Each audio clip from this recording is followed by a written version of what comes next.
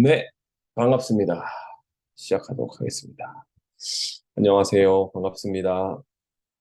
오늘 8월 10일 태풍이 오는데 다들 잘 퇴근하시고 혹시 피해는 없으셨는지 모르겠습니다. 어쨌든 다행히 또 오늘 온라인으로 여러분을 뵙게 돼서 너무 반갑습니다. 반갑습니다. 어, 제가 또 앞에 이상한 말을 계속하면 싫어하시겠지만 잠시 하자면 제가 뭐죠? 이 관련된 수술을 하고 나서 그게 회복되고 여러분 바로 만나서 오프라인에서 강남에서 특강식으로 몇 번 하고 했던 거 기억하시죠? 뭐 대부분이 그때 참석하셨던 분들이시니까 잘 알고 계실 거라고 생각합니다. 근데 제가 그때도 이 말씀을 드렸던 것 같아요. 음, 왜 내가 여기까지 굳이 나와서 줌으로 하면 되지. 시간 내고, 왔다 갔다 하는데도 짜증나는데, 그냥 줌으로 하면 이렇게 에어팟 끼고 들으면 되는데, 아니면 뭐 유튜브에 올라와 주면 그때 들으면 되는데, 굳이 꼭 오프라인에 와서 막 이거 해야 돼? 라고 했을 때 제가 여러분한테 드린 답변이 그렇게 하려는 취지도 그랬고, 이게 이상한데 세상이 진짜 자기가 노력한 만큼 가져가는 게 세상이다라고 또 그때 말씀드렸죠. 그래서 아니, 아니 그냥 너가 좋은 아이디어 있으면 나한테 얘기해줘. 그 사실 카톡으로도 할 수 있는 거잖아. 뭐 선수끼리 왜 이래? 뭐 이럴 수도 있지만 제가 그런 걸 안 해봤겠습니까?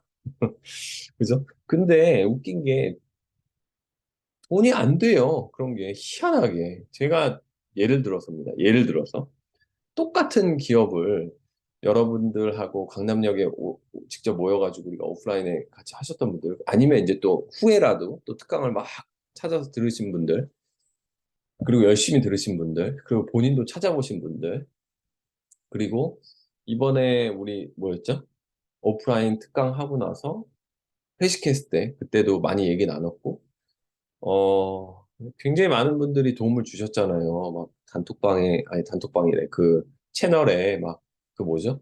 그것도 보내주시고, 일본 출장 가셔가지고, 오니치카 타이거랑 막 관련된 사진도 찍어 보내주시고, 저도 막 명동 가서 막 봤던 거, 호텔 갔다가 명동 돌아다니면서 봤던 것도 막 소개해드리고, 그러면서 제가 사진 직접 찍은 것도 막 보여드리고, 그때부터 계속 말씀드렸지만, 이상해요. 그런 식으로. 제가 똑같은 예를 들어서 아식스를 제가 아주 친한 여의도에 계신 분한테 이거 좋을 것 같아. 지금 이렇게 이렇게 해서 트렌드가 올라오고 있어. 라고 해서 보내줬어요. 그럼 사겠죠? 아, 신뢰가 있을 거 아니야. 우리 간의 관계에. 그러니까 뭐 그게 뭐 산다는 의미가 이제 본인도 체크하겠죠. 체크해보고 괜찮네. 그러고 이제 꽂히면 사겠죠? 자, 이제 얘기해 봅시다. 그 사람이 투자하는데 얻어진 노력이 없다는 거 아닙니다. 노력이 있죠. 왜냐하면 이렇게 내가 얘기해 줄 때까지 나와의 관계나 신뢰를 얻었어야 될 거 아니에요. 내가 이렇게 툭툭 던져줄 만큼. 아니면 어, 특별히 전화를 해서 이번에 내가 굉장히 인상 깊은 걸 찾았는데 이게 좀 폼이 올라오네. 얘는 좀 투자해봐도 좋을 것 같아. 근데 제가 평소에 그런 얘기 잘 안 하던 사람이에요. 그럼 이제 신뢰와 노력과 관계가 있으니까 이제 그 사람들은 그런 걸 듣고 사겠죠? 근데, 자, 보세요. 그런다고 얼마나 벌 것 같으세요? 결과적으로. 이제 그때 강남역에서 특강을 했던 이유도 그렇고, 오프라인을 고집했던 이유도 그렇고요.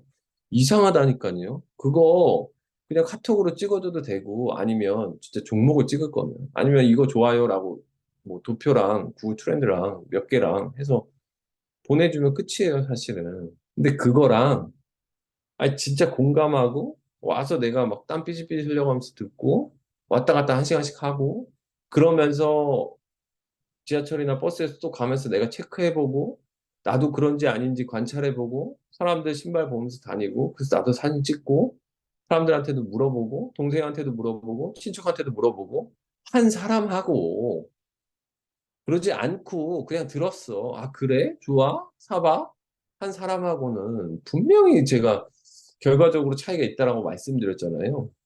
그래서 뭐 그게 이상하더라고요. 저도 왜 이상한지에 대해서는 이래서 저는 세상이 공평하다고 생각하는데, 그래서 빨리 버는 것도 의미가 없다라는 걸 이제 알긴 알았는데, 다 자기 스텝대로 가는 거거든요.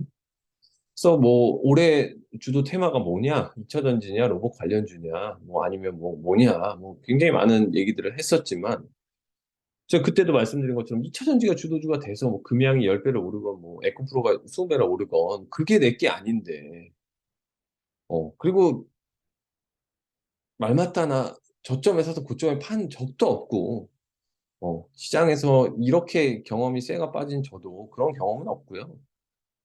아마 정보의 최전선에 있어도 언제 사서 언제 팔아야 되는지는 모를 거고요. 아마 잘 먹었어도 오버하다가 이거 이제 버블 꺼질 거니까 뭐 쇼 때려야지 뭐 이러다가 큰 코 다치는 경우도 굉장히 많이 봤고요. 아니면 이건 가치 투자 배워 가지고 '아 이건 말도 안 되는 버블이야.'라고 이미 30-40만 원대부터 쇼 쳐 가지고 반대에 나간 사람들도 어마어마하게 많이 봤고요. 그렇다고요. 그러니까 그런 어 뭐라 그러죠? 그러니까 언어 유희, 그다음에 뇌의 지적 활동의 유희를 통해서 내가 돈을 벌어 보려는 마음은 주식 투자를 하면서도 버리는 게 좋습니다. 그러니까 '아이 나는 노력 안 하고 잘하는 애 옆에 있으면 되겠지?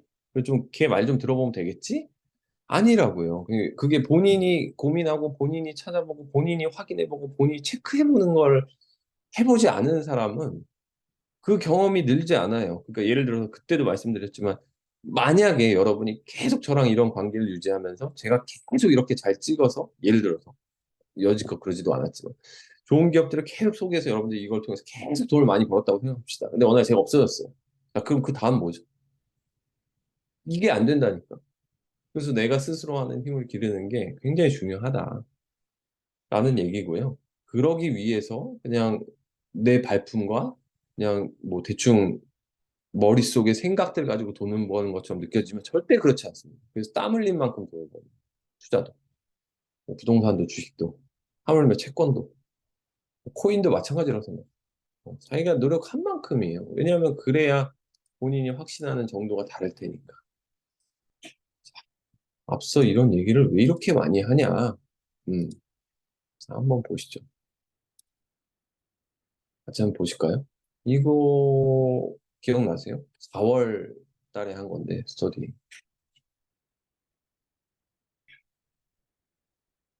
자, 보세요.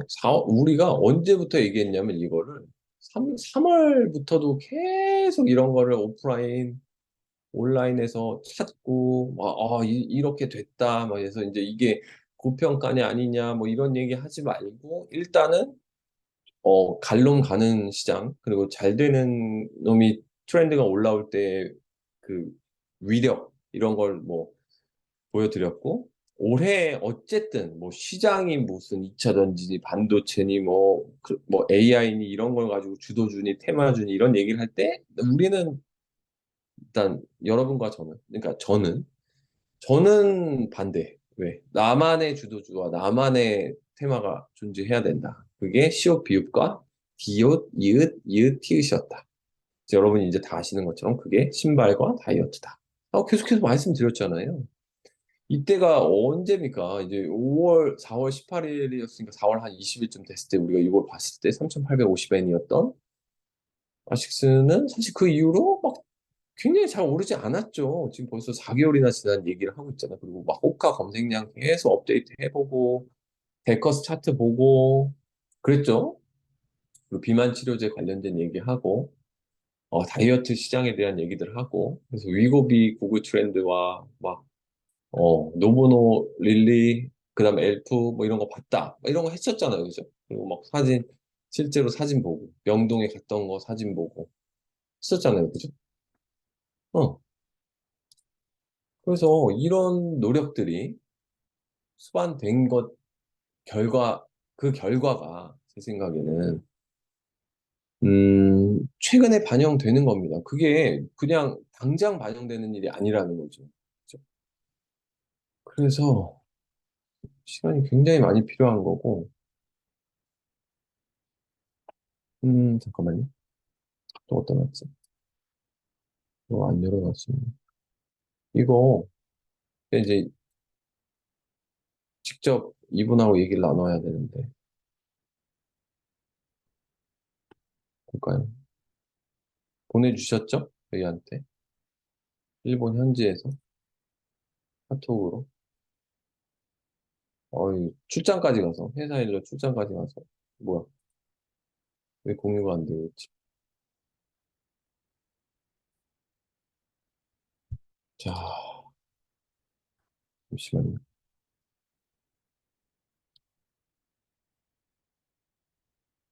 요걸 공유해야 되는구나. 죄송합니다.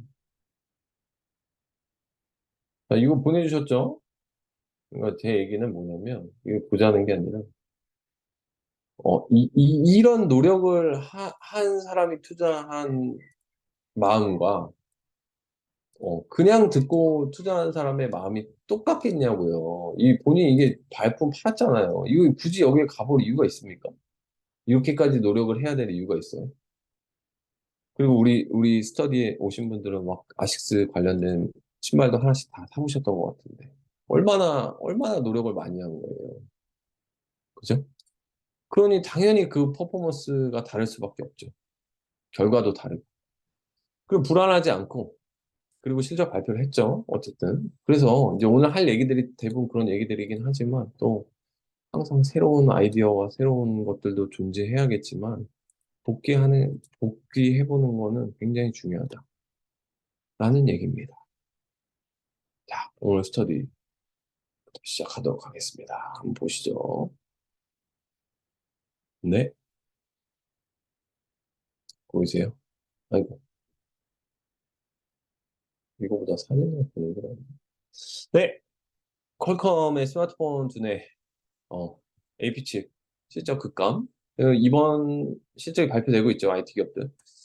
성장의 안개 속이다. 핸드셋 실적이 전년 대비 25% 줄어들었고 주당 순이익이 전년 동기비 반토막이 났고 중국 비중이 높아서 불확실성이 증가하고 차량용이죠. 자동차용 칩과 소프트웨어 사업이 변수다. 라는 얘기입니다. 퀄컴 실적이 쭉쭉쭉쭉 우하향하는 추세를 보이고 있고 실제 이익도 굉장히 많이 줄어서 이렇게 내려가고 있다. 글로벌 스마트폰 수요 위축에 핸드셋 반도체 공급하는 미국 팹리스 종목의 퀄컴 실적이 악화됐다.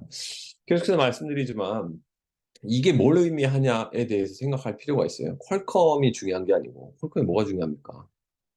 퀄컴이 사실은 애플과 안드로이드, 그러니까 스마트폰 시대 2008년 금융위기 이후에 라운드 1이 시작됐을 때 최고의 반도체 팹리스 기업 중에 하나였죠. 왜냐하면 스냅드래곤 통해서 휴대폰에 들어가는 AP칩 가장 중요한 반도체를 독점해서 공급하는 회사였기 때문에 어마어마한 주가 상승 보였던 거고 지금 퀄컴이 꺾인다라는 얘기는 또 뭘 의미하냐?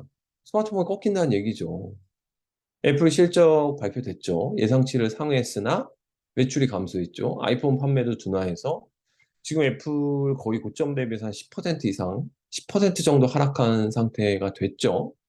그럼 이제 이것도 생각을 해보셔야 되는 게 제가 라운드 2라고 계속해서 오프라인 때도 말씀을 드렸던 게 라운드 1의 생각을 가지고 라운드 2에 진입하면 안 된다.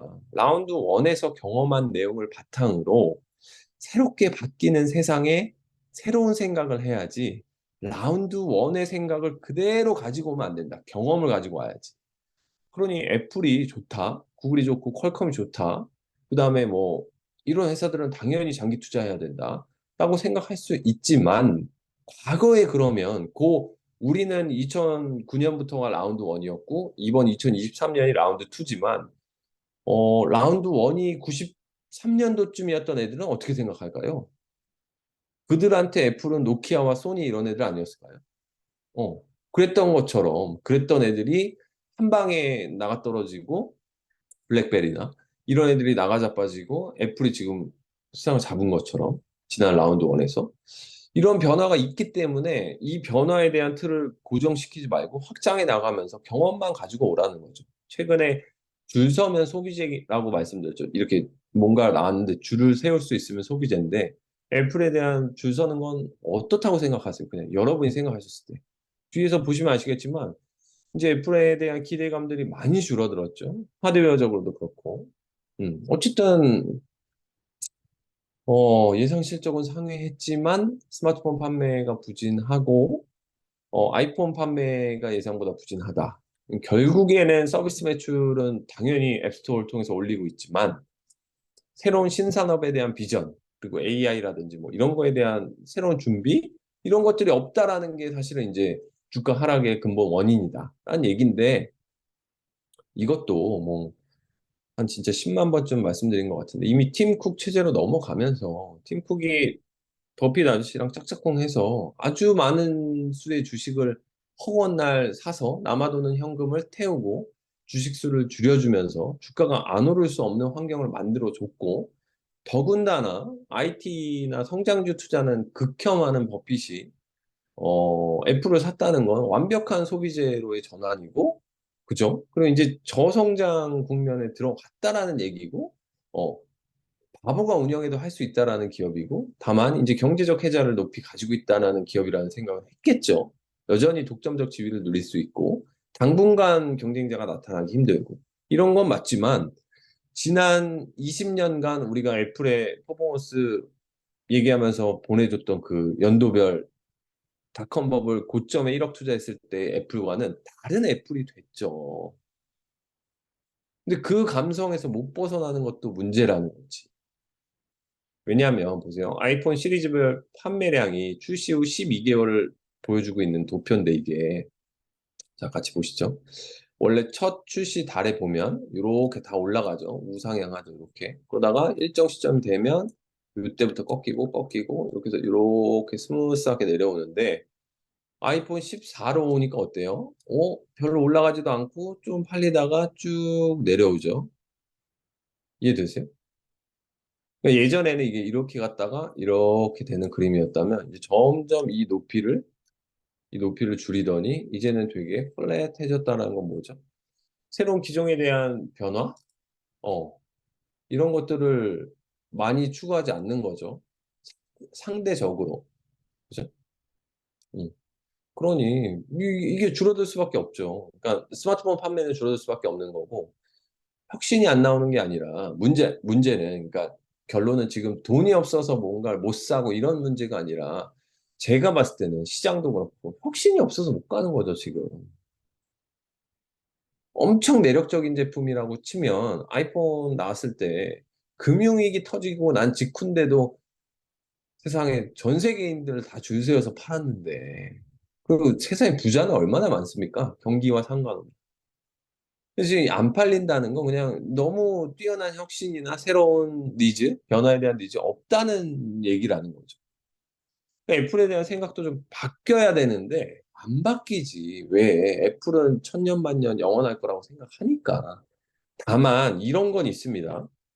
최근에도 보면 월마트나 코스트코, 그다음에 뭐 디즈니는 좀 아웃이긴 한데, 그러니까 이른바 좀 버핏이 좋아할 것 같은 이런 기업들 중에서 특별히 혜자를 가지고 있고, 인플레이션이 와도 그렇고 디플레이션도 방어가 좀 되면서, 인플레이션이 오면 당연히 뛰어난 경쟁력으로 또 가격을 올려가지고 좋은 수익을 낼 수 있는, 시장보다는 약간 아웃퍼폼 할 수 있는 이런 기업이면은 틀림없죠. 그러니까 앞으로도 기울기는 좀 낮아질 수 있으나 성장, 얘를 대체할 만한 뭔가 나오긴 쉽지 않죠. 당장은. 그러니까 뭐 우상향하는 거에 대해서 나쁘게 볼 수는 없지만, 지난 20년간 우리가 1억을 투자했을 때 100억이 넘어가는 퍼포먼스가 나오는 애플의 시기는 좀 지났다. 근데 그걸 여전히 유효할 거라고 생각한다라는 거에는 좀 오류가 있을 수 있다. 이런 것들은 한번 생각해 보셔야겠죠. 그러니까 퀄컴도 안 좋아지고 있고, 그죠? 애플도 아이폰 판매 둔화하고, 이게 되게 일맥상통한 얘기잖아요. 그냥, 스마트폰 분야에서의 혁신은 이제 좀 줄어들고, 사람들 관심도 좀 많이 줄어들고 있다. 라는 얘기인 거고요. 다음. 8월 8일 날 모건 스탠리가 AI 열풍을 이끈 엔비디아는 주가가 버블 붕괴에 임박했다라고 기사를 냈습니다. 이게 뭔 미친 소리지라는 생각인데, 주가는 빠질 수도 있을 수는 있는데 AI 버블? 열풍을 이끈 버블 붕괴는 모르겠어요. 왜냐하면 버블이 아니다 라고 생각하는 이유가 있다라고 했죠. 일단 첫 번째, 지금 쉬어가야 할 타이밍이 됐는데 애플의 실적을 까봤더니 별로야. 엔비디아는 아직 실적 발표 안 했고, 그죠? 이제 곧 하죠. 그리고 뭐 나머지 마이크로소프트도 괜찮았고 근데 그래서 많이 땡겨 올랐잖아요 그동안. 애플은 별로 안 좋고. 그러니까 일부 알파벳이나 뭐 나머지 메타나 뭐 이런 애들은 생각보다 좋아진 걸 가지고 올라오고 있었던 거고 애플은 많이 올랐는데 까보니 별로네라고 좀 내려오는 건데 애플 시총 비중이 크니까 좀 내려올 수밖에 없는 거고 최근에 이제 CPI나 뭐 여러 가지 문제들이 있으니까 또 그런 잡소리들이 나오는 건데 엔비디아 버블? 엔비디아 주가 많이 오르긴 했으니까 그죠? 근데 그건 또 원래 올랐다가 빠졌다가 다시 오르는 거니까 이 버블이라고 해야 되나? 근데 말씀드린 것처럼 엔비디아가 AI의 선봉인 건 맞죠? 그러면 두 번째는 뭐죠? 예를 들면 우리 이렇게 생각해 보기로 계속 얘기했잖아요. 엔비디아가 1등이야? 그럼 누가 2등이야? AMD가 2등이야? 그럼 AI 관련주 중에서 3등은 누구야? 마이크로소프트야? MS죠, 그죠? 챗GPT를 인수해서 적극적으로 하고 있었으니까. 4등은 누구야? 뭐 구글도 서비스를 내놨으니까. 구글도 좀 넣어주고. 그다음 5등은 누구야? 테슬라는 뭐 현실형 인공지능 하고 있으니까, 그죠? AI 하고 있으니까. 테슬라도 넣어주고. 그다음 누구였죠? 우리 지난번에 본 것처럼 대만에 있는 업체들, AI 관련된 칩 넣는 애들. 그다음에 한국엔 누구가 있어? 없지. 한국엔 없으니까 지금 반도체가 빌빌빌빌 거리면서 소위 이른바 시장 좀 본다고 꼴값 떠는 뭐 삼성전자는 반드시 턴어라운드 하고 뭐 올해 얼마를 벌 거고 어떻게 될 거고라고 이빨 털었던 사람들은 아주 쌍뺨을 맞고 있죠, 지금. 2차 전지한테 농락당하고 있고, 그죠? 죽어도 삼성전자만 안 가죠. 파이닉스도 한번 어쨌든 갔다 내려오더라도 삼성전자는 안 가죠. 그래서 그때 말씀드렸잖아요. 그렇게 이빨을 털면 안 된다. 걔네들이 다 포기하면 아마 갈 거다. 삼성전자 분석하기 쉽지 않은 기업이다. 그리고 삼성전자나 SK하이닉스처럼 사실은 AI 관련돼서 직접적이진 않지만 결국에는 TSMC나 이런 제조까지 만약에 오면 AI가 이제 다 온 거라는 거죠. 이 말씀을 드렸잖아요. 엔비디아, AMD, 예를 들어서 구글, 그 다음에 선도적으로 하고 있는 MS, 그 다음에 거기에 들어가는 핵심 칩을 만들고 있는 대만 업체, 막 이런 애들이 막 실적이 빡빡빡빡 계속 늘면서 꿈이 붙고 또 새로운 서비스가 나오고 막 신규 상장하고 그러다가 이제 이걸로 돈 번 애들이 야 이것도 AI 테마주 아니야? HBM도 여기다 넣어줘야 되지 않아? 그러면서 SK 하이닉스와 삼성전자까지 끌고 가면 그게 이제 막판을 향해 달리고 있다라는 증거라고 말씀드렸잖아요. 근데 삼성전자 올랐습니까? 안 올랐죠. SK하이닉스가 HBM 드립을 타고 조금 오르나 싶더니 사실은 뭐 걔도 어, 너무 오르지 않았으니까 이 테마는 끝났다라고 보기에는 어렵다라는 거죠. 말씀드린 거죠. 자, 신발을 보는 관점도 똑같다라고 얘기했죠. 근데 저는 근데 어쨌든 신발이나 이것보다 훨씬 맞추기가 어려운 분야가 이쪽 IT 분야다. 어떻게 맞출 거야? 그럼 삼성전자 그렇게 좋고 싸고 그 많은 시장 보는 애들이랑 한국 시장에서 방구 좀 낀다는 유튜버들이 삼성전자는 이때 사면 된다라고 그렇게 얘기했는데 왜 버핏은 안 사냐고. 그렇게 싼데. 응. 몰라서 공부 안 해서 안 사는 거예요? 어. 아니라니까. 그러니까 말씀드린 것처럼 이게 지금 엔비디아 이걸로 끝난다면 그러면 이제 한국에 있는 반도체는 이제 이렇게 되는 거야. 뭐 끝날 수도 있어요. 그러면 한국에 있는 반도체들은 가지도 않고 이렇게 꺾이는 거예요. 그죠? 그동안 오른 것도 없잖아. 그러니까 얘네는 이렇게 올랐으니까 이렇게 내려온다 치지만 그럼 한국 애들은 어때? 이렇게 하다가 뒤에 좀 따라가 볼까 했는데 이렇게 되는 거야. 이래서 잡주를 사면 안 되는 거지. 할 거면 그냥 제일 잘하고 있는 애를 사는 게 맞다는 거야. 얘가 제일 많이 꺾일 것 같지만 실제로 그렇지 않다. 절대로. 얘가 꺾이면 그냥 시장이 꺾이는 거다. 차라리 얘를 하고 있어야 시장이 꺾이는 걸 알고 다른 거 다 팔고 도망가지. 얘를 안 하고 있다가 나는 싼 거 사서 잘 가지고 있는데 얘가 실질적인 AI 수혜준대라고 하는 삼성전자 들고 있어. 근데 계속 안 가. 이렇게. 나 마지막에 좀 가. 어. 마지막에 몇 년 있다 보니까 마지막에 남들 다 안 갈 때 이렇게 가다가 이렇게 결국에는 엔비디아 같은 거 이렇게 돼서 이렇게 될 거니까 이거 번 애들이 이제 털어서 이제 또 다른 AI 없나? 또 다른 AI 없나? 이렇게 해서 이런 걸 사서 이렇게 올리는 거라고 말씀드렸잖아요. 그죠? 순서가. 이렇게 된다고. 그러니까 이제 얘가 이제 그러면 삼성전자 요때부터 했던 애는 아우 저 엔비디아 저거 말도 안 되는 버블이야라고 욕하겠지만 이게 무너지면 너는 그냥 무너지는 거야. 응. 근데 그러다가 막판에 올라가니까 이제 삼성전자도 가네라고 하면서 여기서 자신감을 갖죠. 이미 시장은 이제 거의 3분의 2를 넘어서 3분의 한 2.78을 가고 있는데 이때 자신감을 얻고 들어와. 그리고 맞죠. 그럼 이제 한 사이클이 또 끝나가는 거죠. 이거야. 이걸 이해 못하면 계속 여기를 맴돌아야 된다니까요. 그래서 모건 스탠리가 저렇게 얘기해서 불안하실 수도 있겠지만 엔비디아가 만약에 AI 열풍이 있건 엔비디아 꺾인다 그럼 나스닥이 꺾이는 거고 나스닥이 꺾인다 그럼 일본 연관관계 봤죠. 일본 주식시장 박살나는 거고 일본 주식시장 박살난다는 얘기는 뭐야? 음, 일본 그 다음으로 연관됐던 대만 한국이 2차로 또 처맞겠다라는 얘기고 그러고 나면 뭐 중국도 안 좋고 다 안 좋은 거예요. 못 간다는 얘기예요. 시장 못 간다는 얘기예요. 시장이 뭐 소비재나 산업재를 가지고 계속 이끌어서 갈 수 있을 거라고 생각하십니까? 테마가 없이? 못 가요. 이거 무너지면 무너지는 거예요. 그래서 저런 얘기는 얘기할 필요도 없는 얘기를 적어 놓은 거라는 얘기입니다. 근데 보통은 계속 말씀드린 것처럼 엔비디아 차트를 딱 열어놓고 야, 이게 말이 돼? 이거부터 시작하니까 돈을 못 버는 거예요. 말이 돼. 너가 말이 안 되는 거야. 이제 이건 너무 많이 들으셨죠? 오프라인에서도. 너가 말이 안 되는 거야. 좋은 애가 가는 거야, 원래.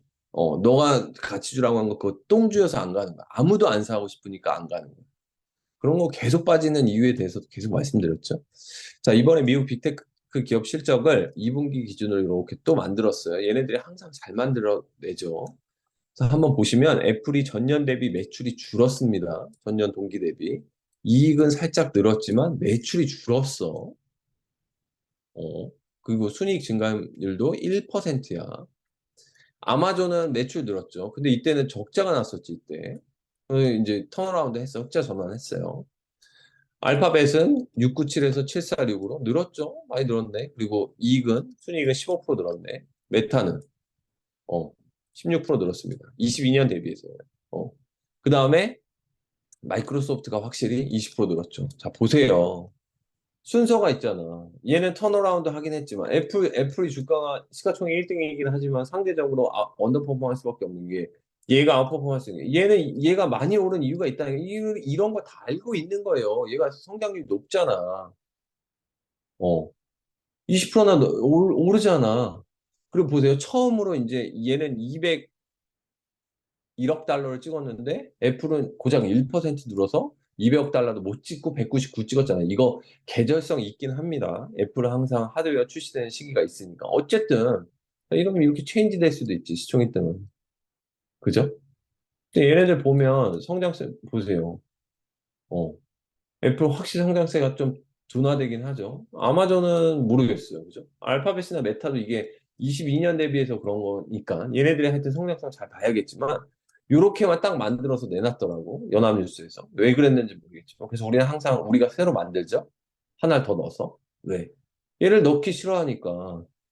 얘를 왜 안 넣는지는 모르겠지만. 안 넣죠. 그래서 우리가 이거 넣어서 만들었어요, 이사님이. 자, 여기 봅시다. 매출은 한 몇 퍼센트 늘었나요? 한 20% 늘었나요? 그리고 이익도 20% 늘었죠.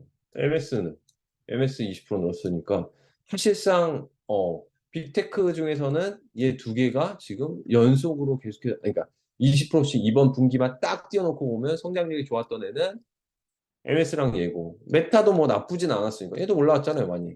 알파벳도 많이 올라왔잖아요 그죠? 아마존도 요새 많이 올라오고 있잖아요. 애플은 많이 올라왔는데 최근 꺾이고 있죠. 얘네들도 다 꺾이고 있긴 해요. 그래서 지금 빅테크들은 얘네들이 중요한 게 아니라니까요. 얘네들이 중요하잖아요. 얘네들 다 사실은 좀 둔화되는 국면에 들어갔고 우리가 계속 지켜봐야 되는 건 얘고. 그래서 얘는 기대감을 갖지 말라고 했잖아요. 계속 기대감을 갖고 또 막 300불 간다 뭐 FSD가 나 이렇게 털면 안 가는 거야. 그렇게 터니까 니들이. 이건 그냥 계좌를 하여튼 잃어버리고 관심 안 가져야 되는 거고. 사실 여기에 이제 하나가 또 나오면 이제 저희가 넣겠지만 여기에 제일 중요한 애는 누굴까요? 지금 시장이 무너지냐 안 무너지냐는 오늘 발표되는 CPI 발표입니까? 그래서 또 연준 또 기준금리 뭐 인상하는 건 또 아니라니까. 그죠? 맞아요. 엔비디아 꺾이냐 안 꺾이냐예요. 엔비디아 성장 나오는 순간 얘가 지금 엔비디아가 지난번 실적부터 시장 분위기를 완전히 바꿔놓으면서 AI 열풍을 만든 주역이잖아요. 이렇게 되면 간다니까요. 근데 얘가 이번에 분기 실적 발표에 꺾였어. 그 다음 분기도 안 좋대. 그러면 안 좋지. 어저께 엔비디아 좀 조정이 나왔어. 예를 들어 4% 이상 조정이 나왔어. 왜 나왔어? 중국에 이제 미국이 또 못 팔겠죠. 반도체 칩 관련된 거. 그러니까 이 엔비디아 타격받겠지라고 생각해서 또 시장 빠진다고요. 그러니까 이게 물가 상승을 매크로를 보는 사람 기준에서는 내일 CPI 발표하고 뭐 미국 장기채 금리가 어떻고 뭐 둔화되지 않고 있고 고용도 탄탄하고 연준이 금리 인상을 멈추지 않을 것 같고 뭐 이런 얘기를 하지만 다 욕하고 싶은데 참았고 그런 소리 좀 하지 말고 엔비디아 꺾이면 다 끝나는 거야. 왜? 엔비디아가 안 되면 애플, 아마존, 알파벳, 메타, MS, 테슬라 누구도 AI 칩을 안 사고 있다는 얘기고 아 이런 데 투자를 안 하고 있다는데 어떻게 가냐고 시장이. 뭔가 되는 게 없는데 지금 돈 제일 많은 애들 아니에요. 애플, 아마존, 알파벳, 메타, MS가. 그래서 막 챗 GPT 사고 지금 막 클라우드 센터 늘리고 막 AI 경쟁해가지고 막 엔비디아 칩 막 미친 듯이 사고 막 테슬라는 막 얼마 1조치 산다고 막 사업 보고서에 발표하고 마이크로소프트랑 누구죠? 알파벳 CEO는 막 돌아오자마자 AI 그러고 있고 뭐 사업 보고서 실적 발표하는데 AI를 뭐 백 몇십 번씩 언급하고 이러고 있는데 엔비디아 실적이 꺾였어. 그럼 꺾이는 거지. 꺾이는 거라니까요. 그러면 이제 한 템포가 아니라 이제 쭉 쉬어야지 좀. 쟤네들이 다시 돈을 쓸 때까지. 여러분 생각은 어떠세요? 그러니까 이렇게 물어보면 된다니까. 그리고 본인이 대답하면 된다니까. 아, 시장이 어떻게 될 것 같아? 엔비디아 시장 나오면 알 것 같아. 엔비디아가 지금 사실 미국 빅테크 매그니피센트 세븐 뭐 이런 거 다 헛소리고 사실 엔비디아 탑인데 엔비디아가 꺾인다? 그럼 2008년 9년에 스마트폰 시장이 막 혁신을 일으키면서 나아가고 있는데 퀄컴 실적이 막 둔화된다고 발표된 거랑 똑같은 거야. 그럼 시장이 무너지겠지. 애플도 무너지고. 그런 거예요. 그렇게 될 건데 시장이 가겠냐고. 못 가죠. 못 가요. 그러니까 저는 아주 나이브하게 보고 있죠. 여전히. 엔비디아 나쁘지 않은 실적을 또 발표할 것 같은데? 이러면 이제 또 모르지 또. 나를 우습게 볼 수도 있지. 그러니까 어쨌든 그렇다는 거죠. 전 항상 좋게 보는 성향이 강하니까. 얘네들 지금 돈 남아들고 있는데 얘네들끼리 이제 본격적인 경쟁이 시작됐는데 얘까지 지금 뭐야 일론 머스크 회사까지 새로 만들어가지고 XAI 만들어가지고 지금 미친 듯이 하려고 달려들고 있는데 여기서 엔비디아 실적이 꺾여? 그럼 안 좋은 거지. 그럼 이제 시장이 이제 맛이 가고 있는 거지, 정말. 이런 애플, 아마존, 알파벳 같은 애들도 아, 경쟁도 경쟁이지만 돈을 지금 너무 많이 쓰면 안 될 것 같은데라고 하면서 몸을 사려? 그럼 안 되는 거야, 시장은. 이렇게 판단해야죠. 뭐 자꾸 그 뭐 CPI 보고 맨날 막 미국 거 해석해가지고 업데이트하고 이런 애들 거 보면서 시장 맞춰보겠다고 하는 애들이 정말 세상 제일 한심한 애들이라는 거죠. 그죠? 어쨌든. 애플, 아마존, 알파벳, 메타, 마이크로소프트는 투자의 구간에 접어들었어요. 사실은 퍼포먼스를 지금 빡빡 뽑아내기는 어렵고요. 전년 동기에 성장이 꾸준히 나오는 건 플랫폼 기업이기 때문에 인플레이션 효과가 있는 거고, 어, 지금 보세요. 아까 말씀드린 것처럼 애플도 이제 하드웨어에 별 그게 없으니까 뽑히잖아요. 자, 그러면 하드웨어적인 보급을 더 확산시키고 있고, 매출이나 영업이익 증가폭이 2, 30%를 계속 연간으로 분기 말고 지금 누리고 있는 애는 누구냐는 거야. 그럼 걔가 하드웨어나 새로운 혁신에서 물건에선 대장이지. 그리고 AI에선 엔비디아. 이렇게 생각해야죠. 얘네들이 내놓을 서비스들은 아직 시간이 많이 걸리지. 지금 이제 본격적으로 투자해서 엔비디아 칩 사가지고 투자해서 2, 3년, 3, 4년 후에 이제 우리 먹거리에서 찾겠어란 얘기지. 지금 돈 벌겠어는 아니란 얘기잖아요. XAI 오늘 만들었는데 오늘 돈 벌어? 아니지. 그런 거랑 똑같죠. 그러니까 엔비디아는 지금은 당연히 앞으로 1, 2년 더 끌고 가줘야 될 쇠주지. 그리고 얘는 좀 다른 얘기죠. 테슬라는 좀 다른 얘기긴 하죠. 자, 그래서 한번 봅시다. 미국이 얼마나 좋은지. 미국의 실제 GDP 성장률이 어때요? 이게 이런 걸 추세라고 하는데 이렇게 보면 코로나 때 아작났다가 이거 됐다가 다시 정상으로 돌아오는데 지금 추세는 어때요? 요렇게 가는 것 같잖아요. 요렇게 땅 찍었잖아요. 2.6을. 위로 올라가는 것 같잖아요. 그러니까 사실 미국 성장률이 나쁘지 않죠. 근데 GDP는 뭐의 합이다? 이것도 너무 많이 했으니까. 개인이 쓰면 뭐야? 개인이 돈을 쓰면 소비고, 기업이 돈을 쓰면 뭐야? 투자고, 정부가 돈을 쓰면 뭐라고요? 재정 지출이라고 말씀드렸죠. 그 세 개밖에 주체가 없어요. 그리고 GDP는 거기다가 순수출을 계산하면 되죠. 플러스 마이너스에서. 자, 그러면 이제 거기서 또 쪼개보면 소비와 투자가 모두 증가했어, 미국은. 미국은 소비가 GDP에서 전체에서 차지하는 비율 70% 가까이 되니까죠. 그죠? 소비가 굉장히 중요하죠. 소비도 이제 여기서 안 꺾인다는 거죠. 그다음 비거주형 민간 투자는 늘었어. 이게 뭘까요? 이게 밑에 보시면 이제 중국하고 비교되는 건데 성장을 이끌 때 국가가 이제 GDP 성장을 이끄는데 선진국이면 거의 대부분 저성장으로 가고 더 이상 성장을 유도할 게 없잖아요. 근데 성장이 조금이라도 나온다라고 하면 위기 이후에 나온다라고 하면 대부분이 뭐냐면 인프라 건설이나 부동산입니다. 그래서 여기에 뭘 갖다 놨죠? 비거주형 민간 투자잖아요. 그러니까 이거는 부동산 투자를 제외하고 새로운 민간 투자로 봤을 때 늘었냐 안 늘었냐를 본 건데 봐봐요 늘었잖아요. 그러니까 뭐 삽질을 하던 뭘 하던 민간이 투자한 거야. 돈을 벌겠다는 기업들이. 근데 그게 부동산 아닌 거. 그럼 뭐겠어요? 뭐겠어요? 이거 어려운 내용이에요, 이거. 공장 부지든 이런 거에 투자하고 있다는 얘기잖아요. 삽질을 해도. 그러니까 미국 리쇼어링이 엄청나게 일어나고 있다는 얘기죠. 그죠? 자, 보세요. 주택 건설 투자 이거죠. 주택 건설 투자는 부진한데 설비 투자는 호황이야. 봐봐. 주택 건설 투자는 이렇게 내려왔지.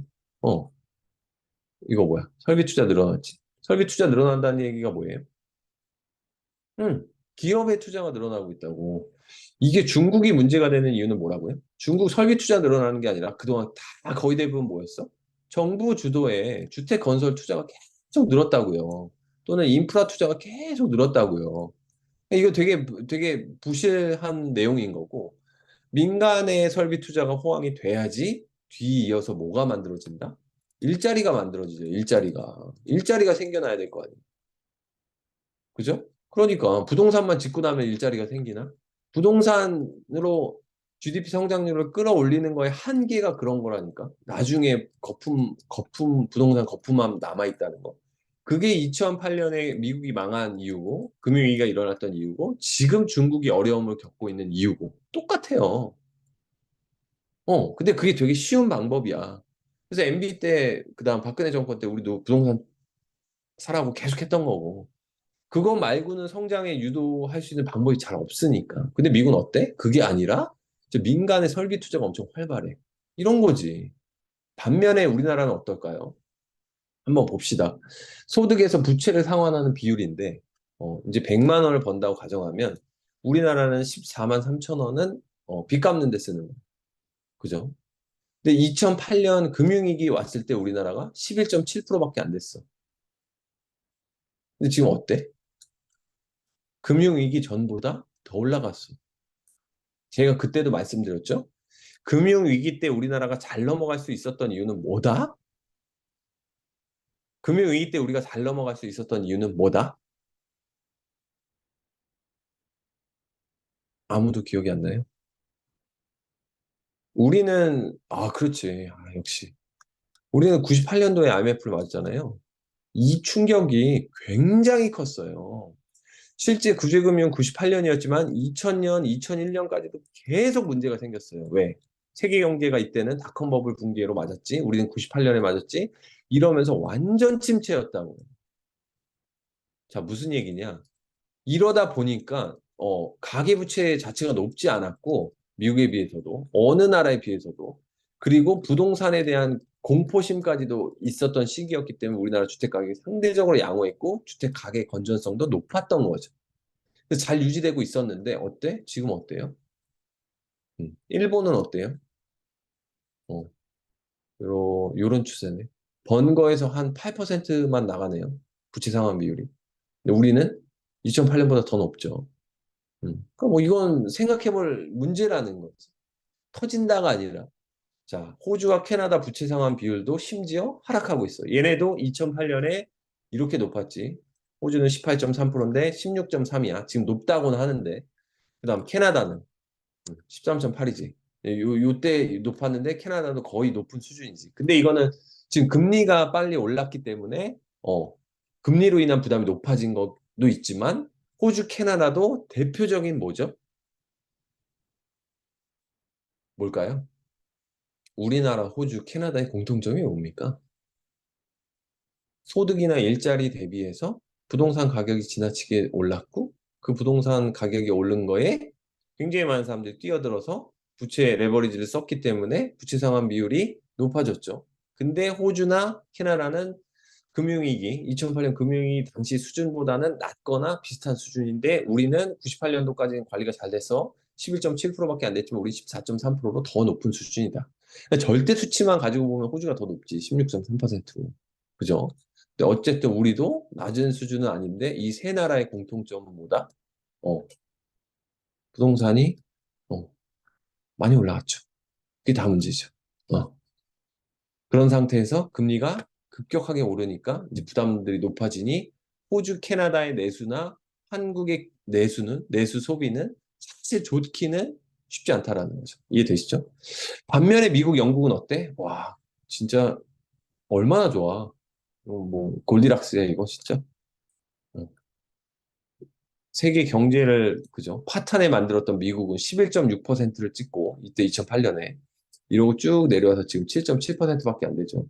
그만큼 뭐 양질의 일자리가 잘 창출되거나 임금이 높아지거나 그죠? 주택 가격이 올랐더라도 그죠? 그다음에 이자 부담이 여전히 낮으면 미국처럼 이 비율은 낮게 나오겠죠. 미국은 여전히 모기지는 고정금리에 픽스돼 있으니까 지금 시중금리가 5%여도 뭐 모기지는 이미 다 1, 2%에 받았으니까 이게 낮은 수준으로 유지되는데 호주, 캐나다, 한국 그게 아니죠. 그러니까 이제 부담이 되죠. 그러니까 내수가 죽었죠. 상대적으로. 반면에 미국이나 영국은 이 수치는 지금 현재는 굉장히 양호한 상태다. 라는 얘기죠.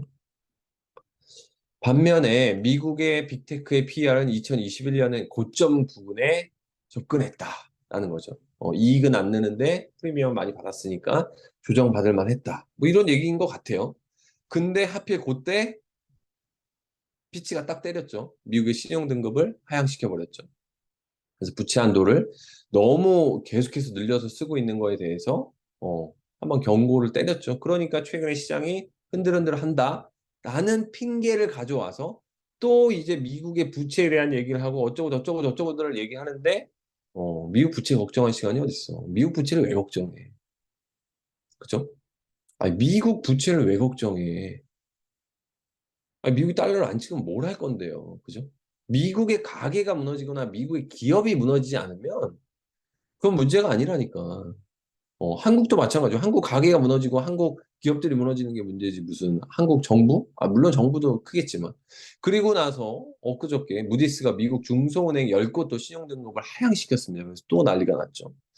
야, 이거 뭔가 안 좋은가? 라는 생각을 할 수밖에 없죠. 그래서 시장이 조정을 받고 있다? No. 그냥 쉴 때가 됐다. 그리고 빅테크 중에 믿었던 애플이 생각만큼 좋은 실적을 나타내지 못했다. 그러니 당연히 실망 매물이 쏟아지고 플러스 알파벳, 아마존, 메타, 테슬라 비롯한 빅테크들이 상반기 1월서부터 작년서부터 너무 많이 달려온 거에 대한 반작용 이제 핑계를 대고 한번 이제 털고 다시 또 조정 한 10에서 15% 받고 나면 다시 또 뭐 모멘텀과 함께 달릴 시기를 보고 있는 거지. 지금 무디스가 신용등급 하향했다고 빠진다? 아닌 것 같은데. 그래서 우리가 이것도 했잖아요. 2011년에 어떤 일이 있었고, 이때가 만만했을 것 같냐라는 얘기 했었죠. 사람들은 이걸 걱정하죠. 2011년에 미국 S&P에서 미국 신용등급 하향했을 때 한국 코스피는 거의 한 30% 때려 맞았고, 미국 S&P였나요? S&P도 20% 이상 하락해서, 야, 이번에도 이런 사태가 일어날 거야 라고 막 난리들을 쳤죠. 또 시장 보는 애들이.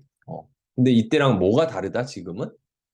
이때 보세요. 이때는 이미 6월 달에 그리스가 구제금융을 신청해서 이른바 피그스 사태라고 남유럽 대금융 부도 사태가 일어나서 이탈리아가 무너지네 마네 이러고 있었고 거기에다가 미국 신용등급도 하향했는데 거기에 또 무슨 일이 일어났어요? 일본, 동일본 대지진이 일어나서 일본까지도 갑자기 신용등급이 강등되고 메르켈이 지방선거에서 패배하면서 남유럽을 지원해 주기로 했는데 안 된다. 얘네 그냥 부도나게 냅둬야 된다라고 하면서 문제가 한 달 한 달 지나갈수록 점이 가경으로 더 커져서 난리가 났을 때 S&P가 20% 정도 빠지더라는 겁니다. 단순히 S&P가 미국 신용등급을 하향해서 시장이 뭐 20% 30% 빠진 게 아니라 그리고 플러스 그거 플러스 또 무슨 일이 있었냐? 이때는 그냥 경기가 꺾이고 있었어요. 그게 지금이랑 다른 점이라는 거죠. 자, 한번 보시죠. 보세요. 2008년, 2009년 이게 요 지표가 OECD 경기 선행 지수인데 여기 노란 부분이 상승기라고 나오잖아요. 여기 쭉 올라가죠. 금융위기를 맞고 쭉 올라가죠. 자, 2011년에 요 충격을 가지고 이제 사람들이 놀란 건데 신용등급 강등됐을 때 코스피가 마이너스 25.8%를 맞았습니다. 시장이 마이너스 25.8%. 그러니까 엄청 충격받았죠. 근데 이번에도 이제 다 팔고 도망가야 된다 뭐 이런 얘기를 했던 이유가 이런 거였던 거죠. 이때 미국이 신용등급 강등됐을 때 이렇게 됐으니 야 큰일 난 거 아니야 라고 했는데 어때요? 보세요. 요거 신용등급 강등되기 전에 이미 경기 선행 지수 자체도 하강하는 분위기였다는 거죠. 이해되세요? 그러니까 경기가 꺾이고 있었다고. 신용등급 강등이 25%를 하락하게 한 캐탈이 된 게 아니라 경기도 꺾이고 있는데 남유럽 사태도 터졌는데 동일본 사태 터지고 미국 신용등급도 강등되고 하니까 그냥 쭉 무너진 거죠. 그죠? 그러니까 그런 사태가 아니라면 일반적인 경기 하강이면 한 10, 여기 보세요. 요때는 10%, 요때는 한 4.6%, 요때는 한 6%, 요 정도의 조정이 나온다는 거죠. 어, 경기 하강이 되면 큰 조정이 나오지 않는다는 거죠. 근데 이때는 이 25.8% 굉장히 큰 충격이었는데 요거는 굉장히 여러 사건이 맞물렸던 거다. 그래서 제가 2011년 일을 따로 PPT를 만들어서 오프라인 때도 보여드렸었잖아요. 이때가 되게 만만했을 것 같냐고. 아니라고. 이때도 굉장히 충격이 컸다고. 그런 것들을 잘 리마인드 해보시면 돼요. 근데 어쨌든 그래서 이제 만약에 그러더라도 혹시 모르는 거잖아요. 세상 일은. 야, 그래도 뭔가 꺾이는 걸 알 수 있지 않을까? 시장이 언제 꺾일지?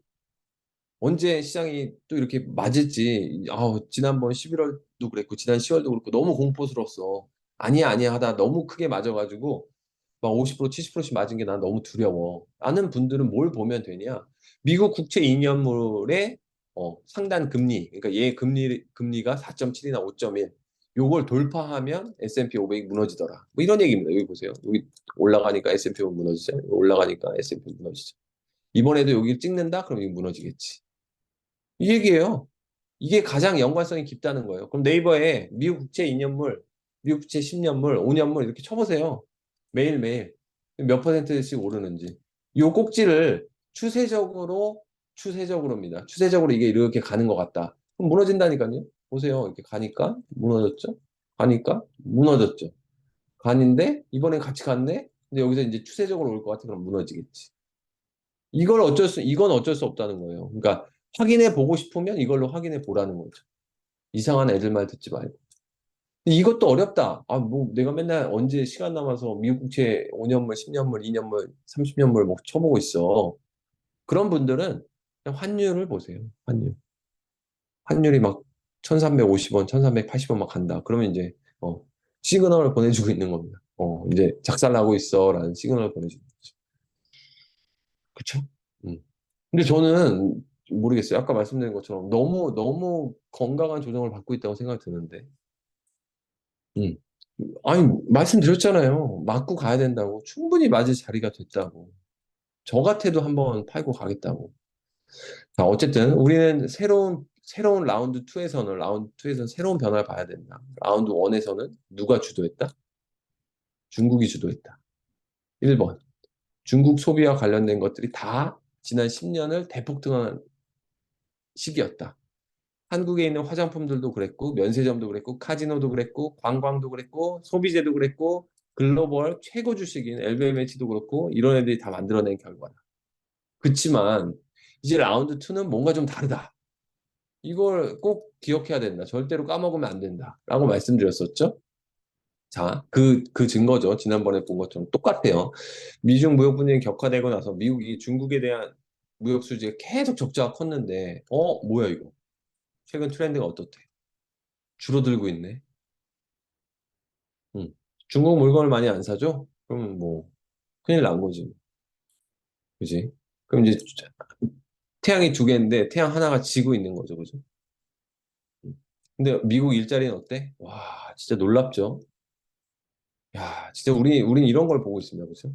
미국이 원래 달러라는 최신 핵무기 같은 정말 정말 뭐죠? 저거 말도 안 되는 엄청난 해머를 갖고 있는데 엄청난 기득권을 갖고 있는데 이제 일자리까지 다 가져.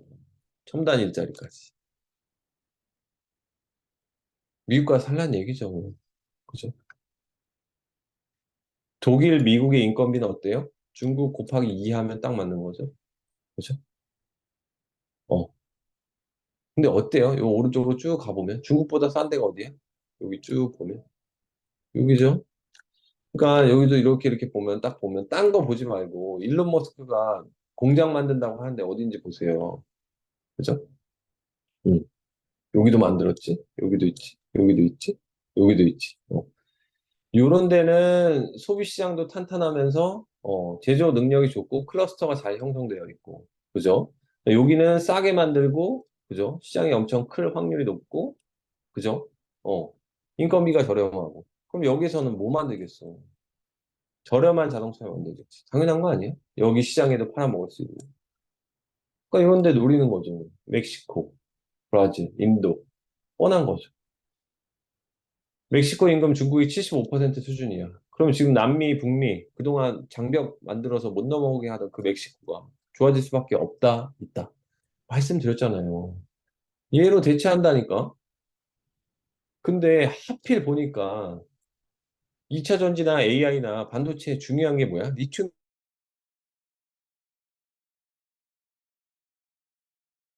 리튬인데. 미국은 밑에 중남미가 붙어 있는데 여기가 되게 큰 소비 시장이기도 하고, 중국을 대체할 만한 제조 기지기도 하면서 자원도 많이 가지고 있네? 그러면 당연히 이런 데로 올만 하지 않겠습니까?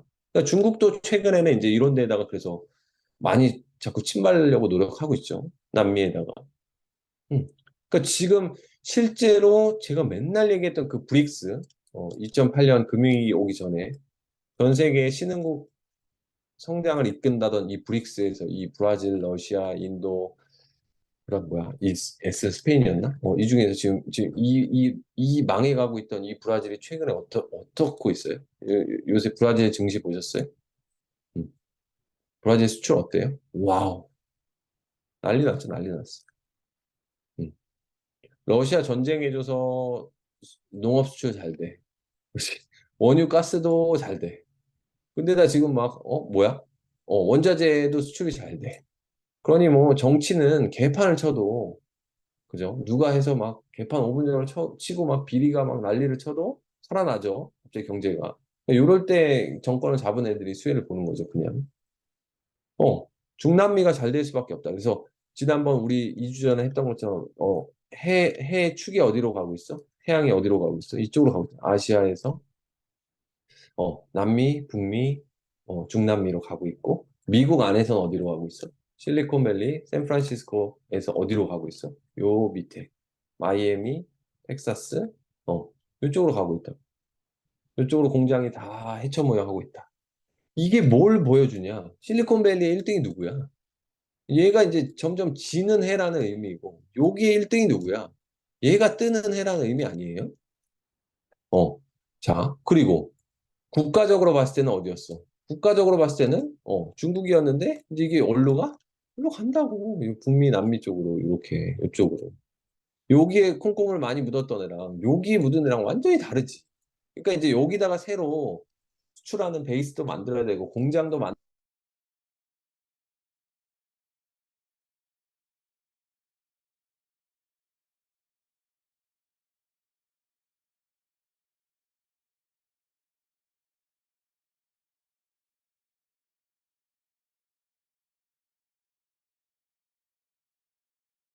원자력 음, 정치적인 논리로 싸우고 있죠.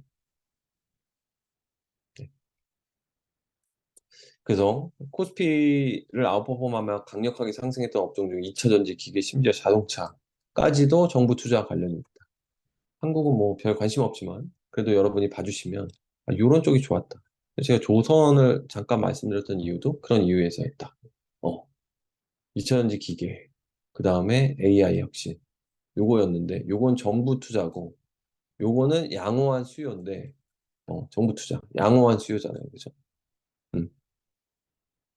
요거는 삐 정부 투자지만 사실은 뭐죠? AI는 지금 누구죠? 민간 투자라니까요. 글로벌 플랫폼 기업들의 민간 투자라니까요. 어, 요게 늘어나고 있는 거라니까. 어. 근데 정부도 좀 가세하긴 하죠. 근데 정부는 여기에 가 있죠, 여기. 이쪽에 투자해주는 쪽이고. 어. 지금 팽을 비롯한 나머지 업체들이 여기 기술 혁신을 보고 투자하고 있는 거죠. 이렇게 투 트랙으로 가고 있으니 얘도 좋고 얘도 좋았던 건데 제가 항상 말씀드리지만 정부가 뭔가를 해서 잘 되는 게 있나요? 뭐 사이클이 좀 길어질 수는 있을 것 같아요. 계속 갈 수는 있을 것 같아요. 그래서 뭐 바닥에 있는 애들을 사는 건 충분히 좋다. 그러나 앞으로의 시대가 뭔지를 까먹지 말아라. 이게 결국엔 돈을 버는 거지.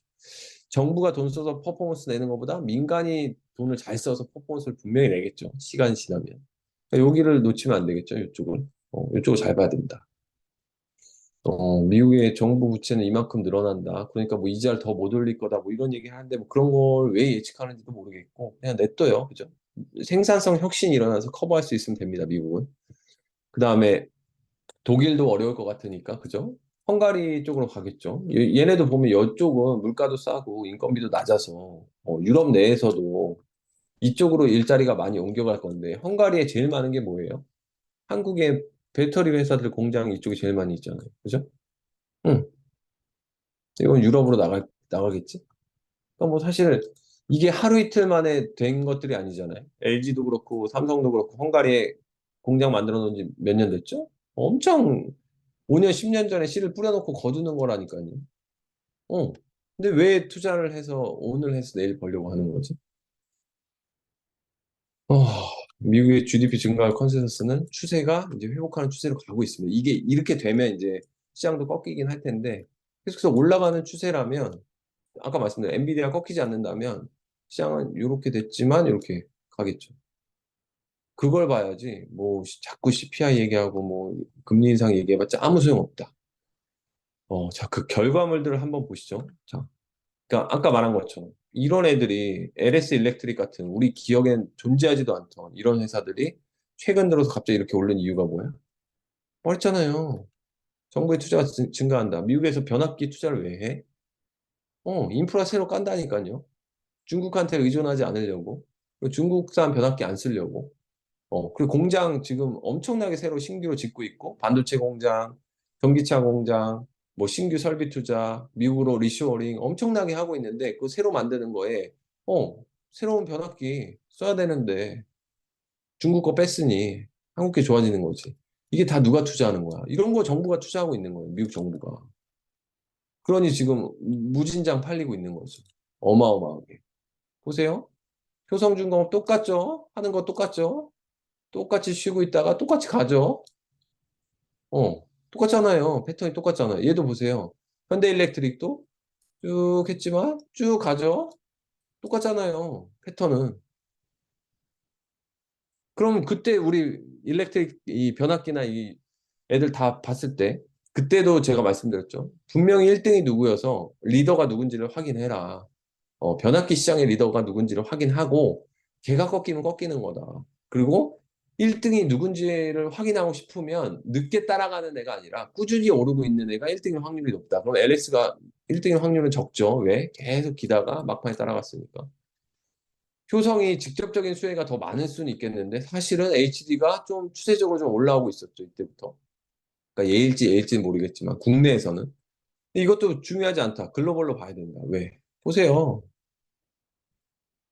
그 제그 엘치가 경영의 신이라고 그렇게 드립치다가 다 말아먹은 이 GE가 대표적인 변압기 만드는 미국에서 회사 아닙니까?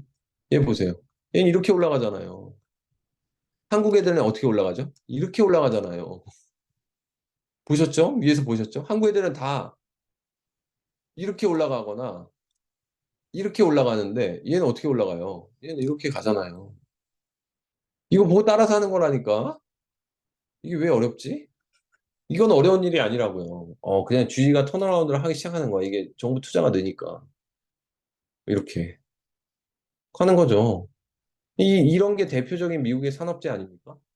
어. 산업적인 투자가 일어나면 대표적으로 오르는 주식 중에 하나. 이런 애들이에요. 미국에 있는. 유나이티드 렌탈. 이런 거 이렇게 꺾이다가, 갑자기 반등하죠. 지금 나스닥 안 좋은 거랑 상관없이. 얘는 이때 쭉 빠지더니 근데 최근에 반등하죠. 이게 뭐야?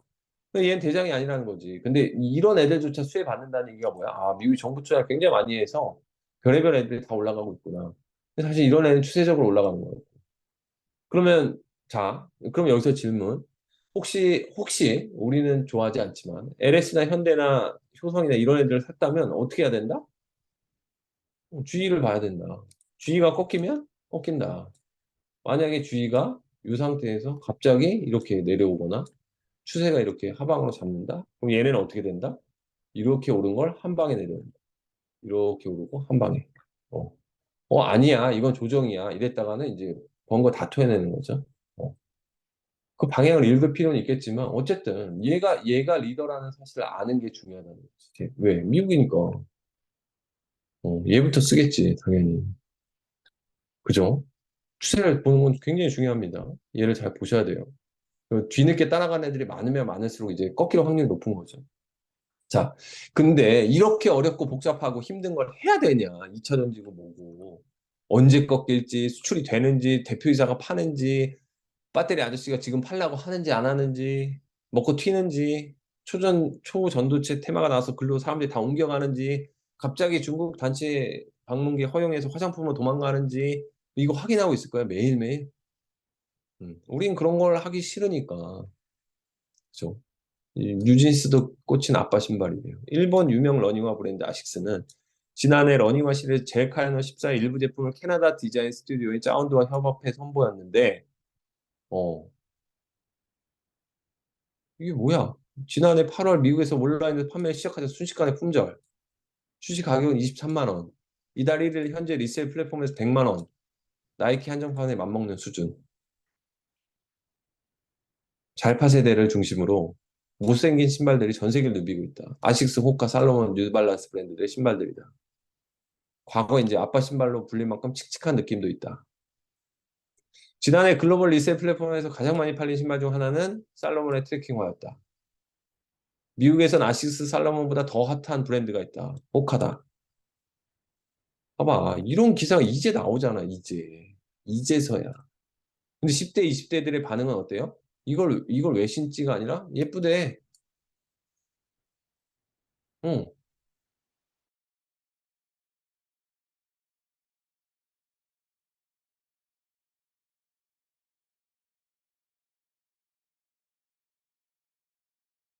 신는다면 이들 마음이 달라질 수도 있다. 중년 아빠들에게 어글리 슈즈 유행이래 물었더니 요즘 아식스 신발이 유행이야라고 얘기하자 이게 무슨 일인가?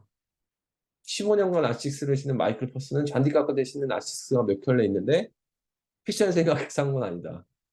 애들 사이에서 인기가 많아진 이러다 가격이 오르는 거 아니냐? 라고 하고 있다고요. 이거 며칠 전에 나온 특집 기사였어요. 이 기사 되게 잘 썼더라고요. 호카랑 뭐 아식스랑 뭐 살로몬이랑 다 분석했는데 이거 몰랐어? 그러니까 계속 말씀드리죠. 자기만의 올해 테마주와 올해 주도주가 있어야 된다니까. 신발과 다이어트면 신발을 하면 되지. 그죠? 걔네들의 수익률이 부럽지 않으면 되잖아. 그죠? 아식스가 실적을 발표했죠. 음. 애플보다 성장률이 높으면 되는 거 아니에요? 어, 그죠? YOY로 매출이 15% 늘었고, 전년 2분기 대비해서 영업이익은 26% 늘었고, 순이익은 75% 늘어났죠. 그러면서 연간 가이던스도 상향했죠, 이번에. 더 높였죠. 실적이 더 잘 나올 것 같다고. 퍼포먼스와 러닝 8% 늘었고, 전년 동기 대비해서. 기능성 스포츠와 33% 늘었고, 스타일화가 20% 늘었고, 이거 10대들이 지금 신어주고 있는 거고, 의류는 별로 안 늘었는데, 오니치카 타이거가, 그죠? 완전 효자죠. 오니치카 타이거가 48%나 늘었죠. 그래서 지역별로 봤더니, 일본 10% 늘고, 북미 12% 늘고, 이머징 5% 늘었고, 중국이 38% 늘었고, 그죠? 오세아니아는 감소했고, 동남아는 46% 늘었습니다. 오세아니아가 안 좋은 거 보면, 그죠? 확실히 이제 내수 소비가 안 좋은 지역이 어딘지 알 수 있죠. 그렇지만 어쨌든 뭐 동남아, 오세아니아까지는 별로 크지 않은 시장이니까 그렇게 우려가 없다라고 치면 여기서 되게 잘 봐야 되는 건 뭐였냐면 사실은 미국이죠. 그때도 말씀드린 것처럼. 음. 미국 시장이 잘 팔리느냐, 이게 매출이 올라오느냐를 보는 게 중요했는데, 미국의 성장률이 좀 높아지고 있죠. 미국 쪽 늘어나는지를 계속 잘 보시면 좋을 것 같고, 그래서 이렇게 실적을 발표했습니다. 8월 8일 날 실적을 발표했죠.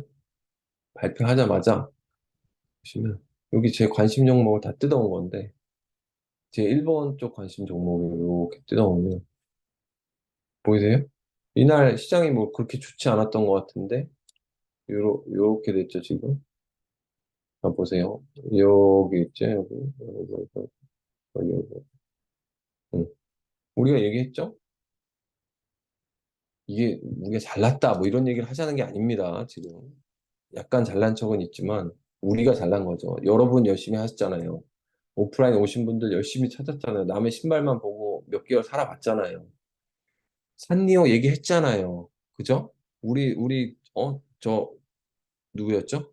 말씀해 주셨잖아요. 버원님이었나? 말씀해 주셨잖아요. 그래서 우리 그거 소개했고 산리오 캐릭터가 왜 인기인지도 하고 이렇게 찾아주시잖아요. 알아서. 그래서 산리오 비싸네 안 비싸네 뭐 이런 논란이 있을 때 뭐라고 말씀드렸죠? 비싸면 싸면 사면 되고 따라 사면 되고 안 비싸면 안 사야 된다. 가는 걸 따라 사는 게 중요하다. 그러고 나서 어저께 이거 실적 발표한 날 이렇게 오르다가 지금 5천엔을 넘었죠, 아식스는 이제. 근데 사실 아식스가 그렇게 해서 퍼포먼스가 엄청 좋았냐? 높은 수익률을 거뒀냐? 아니죠. 뭐 얼마나 올랐겠습니까? 한 2, 30% 올랐나요, 이제? 응. 근데 이게 왜 의미가 있다고? 여러분이 노력해서 버셨잖아요. 여러분이 직접 일본 가서 그런 거 찍어보고, 여러분이 동생한테 물어보고, 여러분이 구글 트렌드 때려보고, 아, 이렇게 해서 돈을 벌 수 있구나. 아, 이렇게 해서 투자를 할 수 있구나라는 걸 경험했잖아요. 오프라인에 오셨던 분들도 그렇고, 스터디 열심히 들으셨던 분들도. 그걸 아니까요. 그 이상 없다니까요. 저도 그렇고, 여러분도 그렇고, 똑같아요. 아식스가 많이 보였을 뿐이에요, 저도. 눈에 좀 들어왔던 것 뿐이에요. 조금 더 찾아본 것 뿐이라고요. 그래서 제가 던지면 여러분도 같이 공부했으면 여러분께 돼서 지금쯤 그래도 수익이 조금 나고 있어서 좋으실 거고. 그 미즈노가 3등이라고 말씀드렸잖아요. 그죠? 뒤늦게 따라올 거라고 이런 식으로. 산리오는 진짜 뭐 1,000엔에 시작했는데 8,000엔 넘어서 지금 그죠? 얘는 지금 이제 완전 템버걸 넘어가면 산리오 못 산다니까요. 근데 밸류에이션을 계산하지 말아보자고 약속했잖아요. 그 PER이라는 걸 따져보지 말아보자 제발. 본인이 많이 올랐다라는 그 생각을 버려보자. 왜? 시장이 알고 있다니까요. 왜 오르겠어? 왜 안 빠지겠어, 그러면? 산리오가 8배나 올라서 너무 많이 올랐으면 다 털고 나갔겠지. 우리보다 정보와 모든 면에서 빠른 사람들이 세상에 널리고 널렸는데 걔네들 왜 안 팔겠냐고. 왜 가지고 있겠어. 더 좋으니까. 그죠? 응. 이런 것들을 계속 변화를 잘 관찰하고 그걸 자기가 투자에 녹여보고 그래서 돈을 벌어보면 그게 자기 게 됩니다. 근데 맨날 남이 해준 걸 가지고 하면 산업재를 하면 2차 전지를 하면 도대체 어느 장단에 맞춰서 여러분이 투자를 하실 거냐고. 배터리 아저씨 말 믿고 사고 팔고 할 거예요. 그게 안 된다고. 그러니까 이렇게 안정적으로 투자할 수 있으니까요. 저는 진짜로 여러분도 똑같겠지만 아식스를 이번에 투자해 보셨던 분들은 어떠세요? 지금까지 우리가 한 5, 6개월 같이 여정을 온 거잖아요. 아식스, 산리오, 미즈노 이런 거. 어떠세요? 소감이 어떠세요? 아, 이게 되는구나, 진짜. 미즈노도 될 수 있다라고 그때 소개했을 때 뭐라고 말씀하셨어요? 그래? 미즈노? 이런 반응이었죠. 그죠? 음. 그래서 저는 만약에 엔비디아 실적이 안 좋고 꺾일 거면 꺾였어야 되는데 물론 후행적으로 꺾일 수도 있습니다. 근데 제가 요새 느끼는 건 어떻다? 내가 보는 지표는 뭐다? 신발과 다이어트인데 신발과 다이어트가 신고가를 못 가고 주춤주춤하면서 무너지고 실적이 무너져서 못 갔으면 저도 최근 조정에 겁을 먹고 도망갔을 것 같아요. 근데 어땠죠? 신발들은 다 최고 신기록을 세우면서 아식스 보세요. 역사상 신고가 같죠, 지금. 역사상 신고가입니다. 5천엔을 넘은 건 한 번도 없었어요. 그죠? 산리오는 뭐 산리오는 이미 상장하고 난 모든 역사상 최고가를 가고 있고 미즈노도 역사를 새롭게 쓰고 있죠. 산리오 이렇게 날랐죠. 실적 발표하자마자 그날 상한가에 가버렸죠. 미즈노도 이렇게 올랐죠. 음. 그러니까 아니 안 좋다며 꺾여야지. 그러면 일본이든 소비재든 뭐가 안 좋았어야 되는데 애플 꺾인 거에 그래서 굉장히 우려가 많았다고. 애플이 전 세계에서 소비재로 제일 잘 파는 놈인데 애플이 꺾였다고? 그러면 사실 데미지가 큰 거긴 하지. 근데 어때? 아니야. 데커스도 잘 팔리고 호카도 잘 팔리고 아식스도 잘 팔렸고 사디오도 잘했고 미즈노도 잘했어. 그럼 뭐 엔비디아가 나쁘지 않다면 시장 가겠지. 근데 맨날 안전한 주식이라고 막 소니 가지고 있고 그죠? 닌텐도 가지고 있고 막 TDK 가지고 있고 이런 거 막 대형주라고 키에스 뭐 설비 투자 늘어난다 키에스 가지고 있고 이런 거 가지고 있다고 돈을 버냐? 아니라고요. 절대 그렇지 않아요. 그쵸? 셀시어스도 날랐죠 또. 그러니까 그런 걸 보면 자기만의 지표를 삼는 기업들이 있어야 된다고. 나는 올해 내가 생각한 테마가 신발과 다이어트였는데 신발 다이어트가 꺾이면 내가 생각한 테마가 올해 가장 강할 거라고 생각했는데 신발과 다이어트가 꺾이면 난 꺾이는 거야. 라고 생각했는데 실적 발표가 나서 다 어땠어? 다 날랐어. 그럼 안 꺾이는 거지. 안 꺾이는 거죠. 미즈노 한번 볼까요? 어땠어? 23% 늘었어. 어, 처음으로 지금 보세요. 분기당 489억의 영업이익이 나온 건 처음이에요. 한 번도 없었어요, 지금까지. 최근 2년 동안 489억의 영업이익이 올린 거. 그죠? 어, 지역별로도 꾸준히 다 늘었고, 유럽에서 50% 늘었죠. 아메리카 50% 늘었죠. 아세안이 50% 늘었죠. 일본이 한 10% 늘었죠. 신발이 엄청 잘 팔렸죠. 50% 늘었죠. 어페럴 한 10% 늘었죠. 장비도 한 10% 늘었죠. 이러니까 당연히 갈 수밖에 없지. 근데 이렇게 잘 나왔는데도 주가가 안 가거나, 어, 오히려 차익 실현이 나오거나, 주가 밀리거나 하면요, 시장이 안 된다는 거예요. 그러면 이제 나오셔야 돼요. 실적이 잘 나왔고, 예상 못한 기업이었는데 실적이 잘 나왔고, 비리비리되고, 못 가. 그럼 엑시트 해야죠. 여러분도. 아니야. 나오자마자 어떻게 됐어? 빵 하고 가. 이렇게. 나오자마자 깜짝 놀라. 뭐야? 이러면서. 응. 얘네들은 몰랐을 테니까. 데커스 보세요. 뭐야? 이렇게 오른 주식이 어딨어? 이때 고점도 넘어섰잖아. 지금 뭐 테슬라니 애플이니 뭐 구글이니 메타니 지금 전고점을 회복하냐 마냐 이 얘기하고 있는데 뭐야? 전고점 넘은 지가 언젠데. 보세요. 그 얘 못 갔어야지 이런 애가 시장이 안 좋으면 아무리 좋다고 해도 못 갔어야지. 가고 있는데 엔비디아도 사실 이거랑 똑같죠, 차트가. 가고 있는데 그러니까 보세요. 그러니까 그런 애들이 꺾이면 이제 못 가는 겁니다. 그런 애들이 꺾이면 안 되는 거예요. 시장은. 안 꺾이잖아요. 호카를 지금 몇 년 동안 봤어. 어. 250불에 사서 지금 560불인데 진짜 이게 무슨 마음고생이나 시키는 주식이야? 이렇게 올라간 주식이 어디 있어? 어려워. 호가 투자하는 게 어려워요? 호가 언제 꺾일지 막 궁금해? 실적이 안 나올까 봐 막 불안해? 홈페이지 한 번 들어가면 막 품절 뭐 호가 관련된 뉴스 나오고 이게 뭐가 걱정이 돼? 자, 무슨 뭐 한 번에 그런 일들이 벌어지는지 모르겠지만 그러고 나서 엊그저께는 또 하루 전에는 갑자기 또 무슨 일이 일어났죠? 이 뉴스를 먼저 보시는 게 좋겠죠. 그래서 제가 리포트도 보내드렸잖아요. 꼭 읽어보시라고. 당뇨 비만의 세마글루타이드 심혈관 게임 체인저 데이터 발표됐다. 노보노디스크 GLP-1 이거 정의원 교수의 책을 가지고도 얘기했습니다. 그 책에서 뭐를 보고 뭐를 봤겠지만 투자자라면 GLP-1이 보였어야 된다라고 말씀드렸죠. 정의원 교수의 책을 봐도. 그래서 당뇨 비만 치료제를 가지고 심혈관 질환 3상 결과를 발표했는데 심혈관 질환 부작용을 20% 감소시켰습니다. 자, 그래서 노보노는 올해 말 세부 데이터를 공개할 예정이며 적응증 확장을 위한 규제 승인을 모색할 계획이야. 당뇨병이 없는 사람들의 심혈관 위험 감소를 보여준 첫 데이터로 게임 체인저 데이터로 평가를 받고 있어요. 당뇨 비만 치료제뿐만 아니라 심장 질환을 예방하는 치료제로 자리 잡을 가능성이 높아졌습니다. 이 GLP-1이라는. 그러니까 위고비가 마운자로가 실질적으로는 뭐다? 심혈관 질환 예방도 되고 당뇨도 되고 비만도 된다. 원래 당뇨 비만이었는데 심장 질환 예방까지도 돼. 근데 지금 또 뭐 하고 있다고요? 또 하나 뭐 하고 있다고? GLP-1 가지고? 뭐 하고 있다고요? 아, 그렇지. 진짜 버거님은 돈을 벌 수밖에 없어. 이렇게 열심히 했을 때. 치매라니까요. 이것까지 나왔다. 근데 우리는 어떤 뉴스도 보지 못했는데 예를 들어서 노보노나 일리가 갑자기 주가가 30%나 50%씩 막 오른다? 그러면 그 결과는 뭘까요?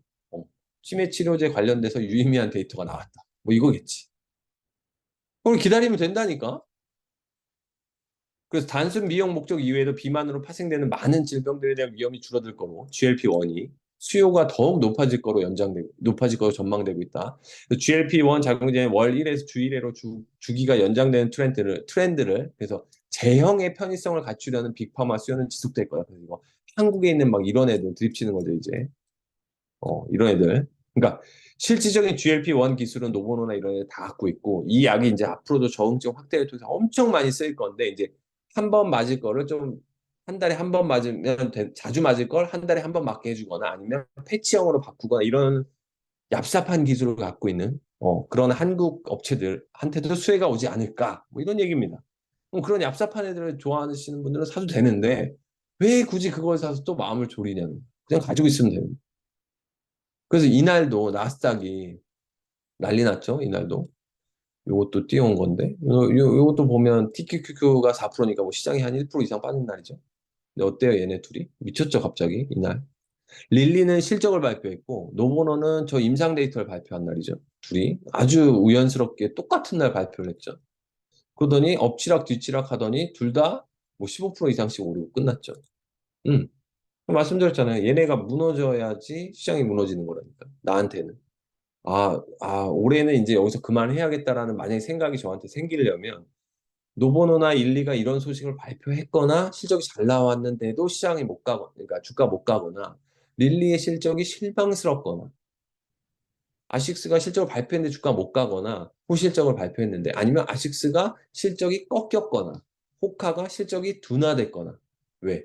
글로벌 제일 핫한 품목들인데 쟤네들이 안 된다는 건 안 된다는 거죠, 시장이. 그러니까 뭔가 물건이 안 팔리고 시장이 돌아갈 수 없는 메커니즘인 거야. 그게 불황이지 뭐야. 그럼 빨리 팔고 튀어야지. 걔네도 못 팔고 있는데. 어. 근데 어땠어요?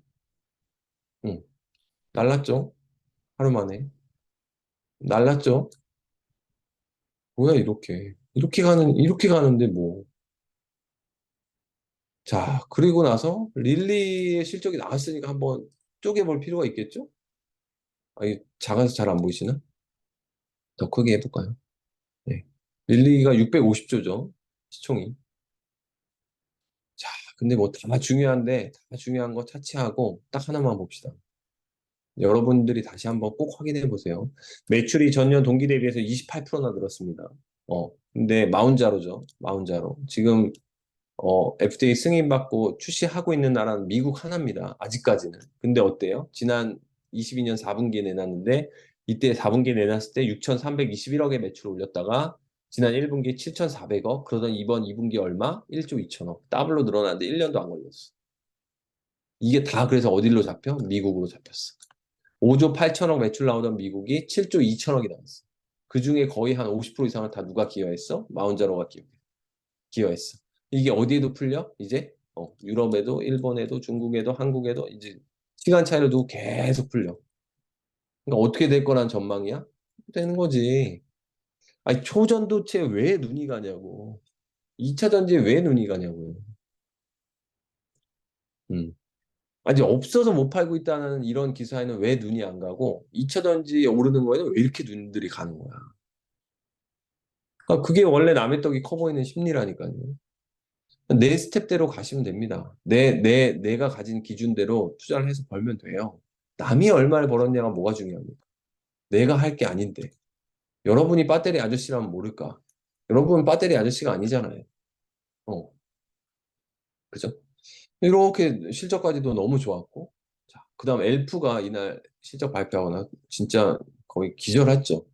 우리가 엘프를 같이 얘기하고 나서 주가가 퀀텀으로 오르기 시작하더니 20불, 30불에 있던 주가가 갑자기 지금 어때요? 140불 수준에 와 있습니다. 엘프가 잘 된다는 얘기는 뭐다라고 말씀드렸죠? 반대로 얘기하면 에스티로더나 글로벌, 시세이도나 그래 안 된다는 얘기를 하고 있다니까요.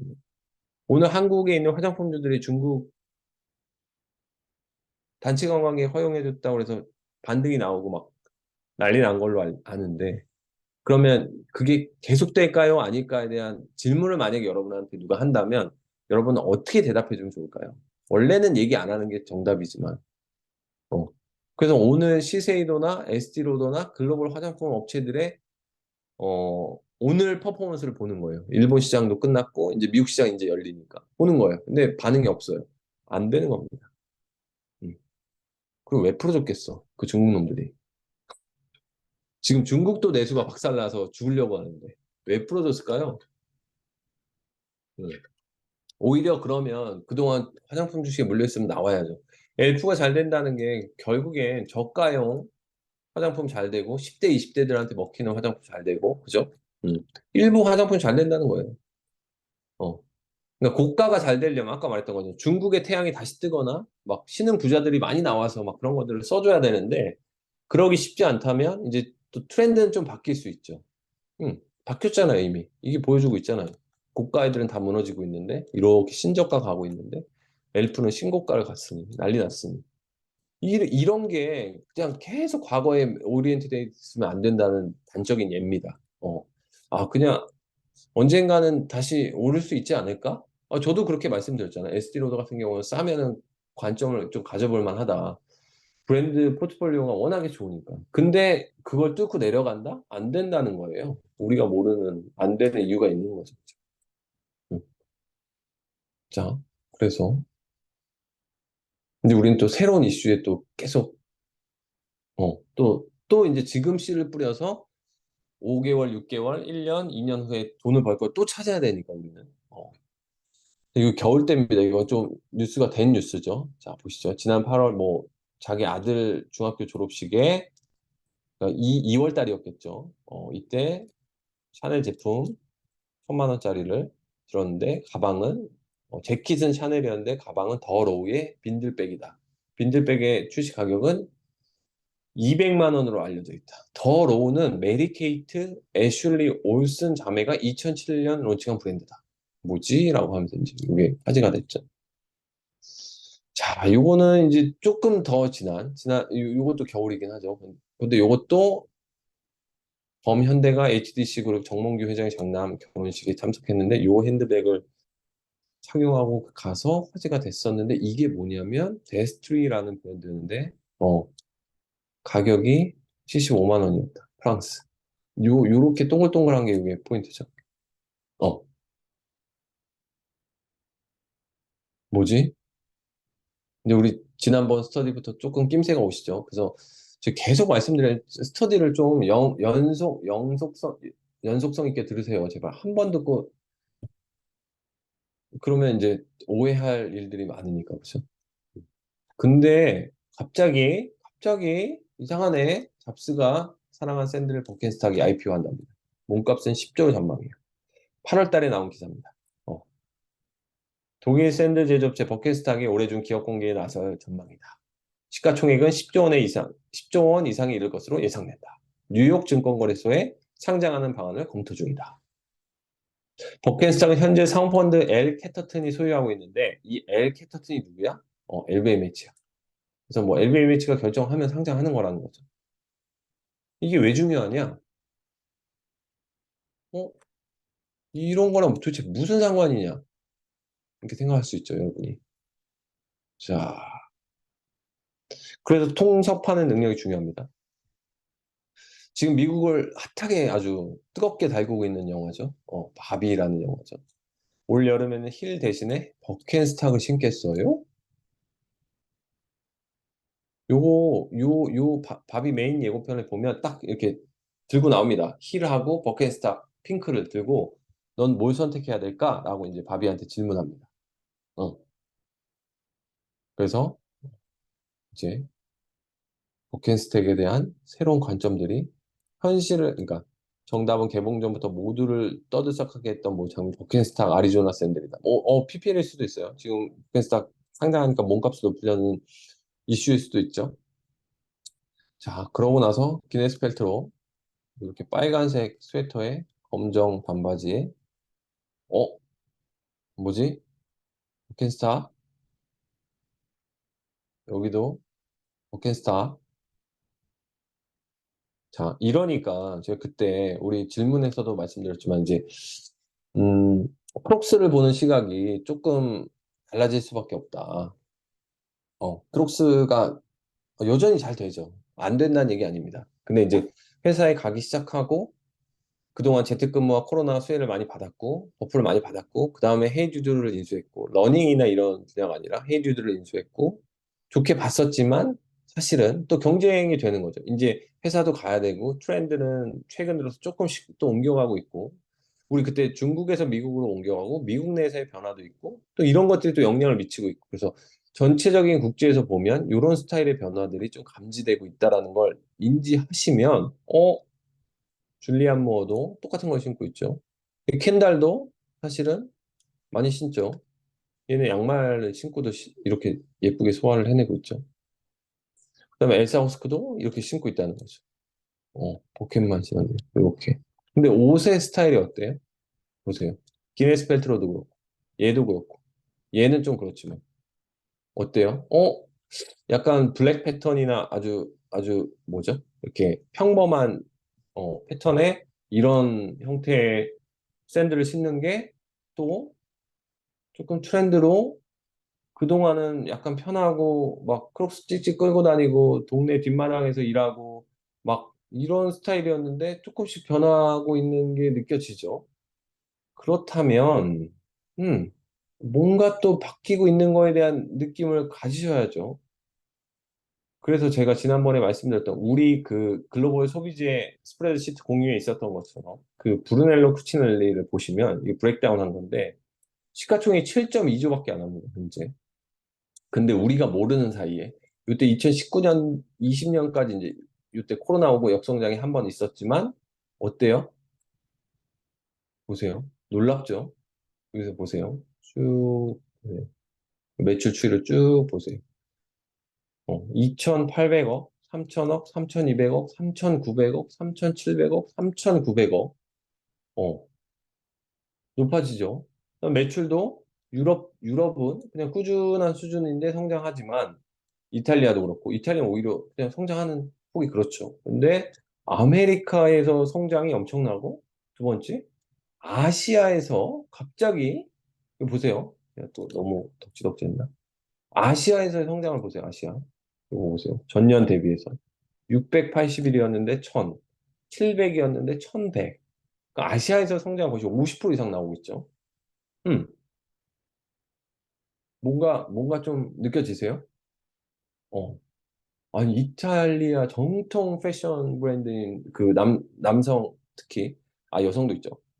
그 브랜드인 브레넬로 쿠치넬리가 이렇게 성장을 한다고? 이건 굉장히 포멀한 옷인데, 막 우리가 그동안 계속 얘기했던 에슬레저나 막 이런 스타일이 아닌데, 그쵸? 근데 말씀하신 것처럼 남성분의 성장세가, 어마무시하죠. 음, 그죠? 그래서 이게 뭔가 변화를 또 우리한테 얘기하고 있는 거 아닌가. 그래서 그 구글 스프레드 시트를 계속 보시면서 뭔가 추세적으로 계속 오르고 있는 애인데 이해가 안 된다 그러면 꼭 찾아보실 필요가 있어요. 그러고 나면 뒤에 이해되는 내용이 딱 나와요. 뉴스들이. 왜 그런지에 대해서. 반면에 우리 그때 봤던 정통 미국의 그동안 아주 어, 대표적인 클래식 룩을 자랑하는 폴로는 어땠냐 보세요. 폴로는 78, 76, 55, 77, 80 보세요. 아까 비교했던 것처럼.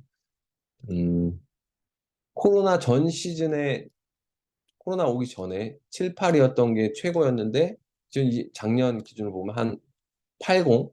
요거밖에 안 늘었어요. 근데 얘는 어때? 얘는 79였는데 거의 더블이 늘어 13으로 늘고 있는데 폴로 보세요. 폴로 안 늘죠. 상대적으로 지금 한 4, 5년 동안 굉장히 정체가 되어 있었죠. 폴로는. 그러니까 이게 성장 못하고 있었던 거예요. 이해되세요? 폴로 성장을 못한 겁니다. 그동안. 브루넬로 쿠치넬리 성장하는 동안에. 어, 당연히 뭐 이익이나 이런 거는 압도적으로 높죠, 지금. 근데도 불구하고 지금 브루넬로 쿠치넬리가 이런 시가총액 평가를 받고 있는 건 뭐다? 성장세가 가파르네. 아까 우리 얘기했던 것처럼 뭐 신발 쪽에서 보면 온 이런 거죠. 라이프 로렌 뭐 아디다스 뭐 나이키 정도 되겠죠. 근데 얘는 뭐 그냥 그래. 그냥 꾸준해. 꾸준한데 뭐 성장이 높지 않아. 이랬는데 최근에 라이프 로렌 주가가 나쁘지 않거든요. 그러면서도 얘가 뭔가 변화가 있나? 라는 걸 낌새를 챘어야 된다라는 거예요. 우리 그때 올드머니 하면서 봤던 것처럼. 그래서 얘네 둘의 변화가 지금 버켄스탁과 맞물리면서 우리는 근데 여전히 옷보다는 신발이 메인입니다. 신발이 저는 더 훨씬 매력이 있다고 생각해요. 왜냐면 옷은 흉내내기가 좋고 너무 경쟁이 심해져요. 금방 따라갈 수 있고. 반면에 신발 그러기가 어렵더라고요. 그래서 이렇게 해서 봤죠. 지금까지. 그러면 다시 뭐 볼까요?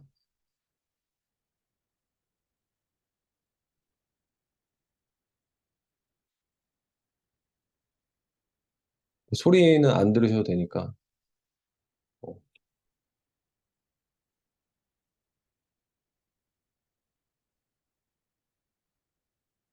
지금 바비의 인기도 그렇고, 이게 좀 최근에 이제 그동안은 여성이 좀 남성스럽고 뭐 이런 것들이 굉장히 유행하고 막 그랬는데, 뭔가 트렌드가 또 바뀌고 있죠. 풍성한 드레스에 청키한 신발, 뭐 이런 얘기를 하고 있습니다. 그래서 세실리아 반센룩이 완성됩니다.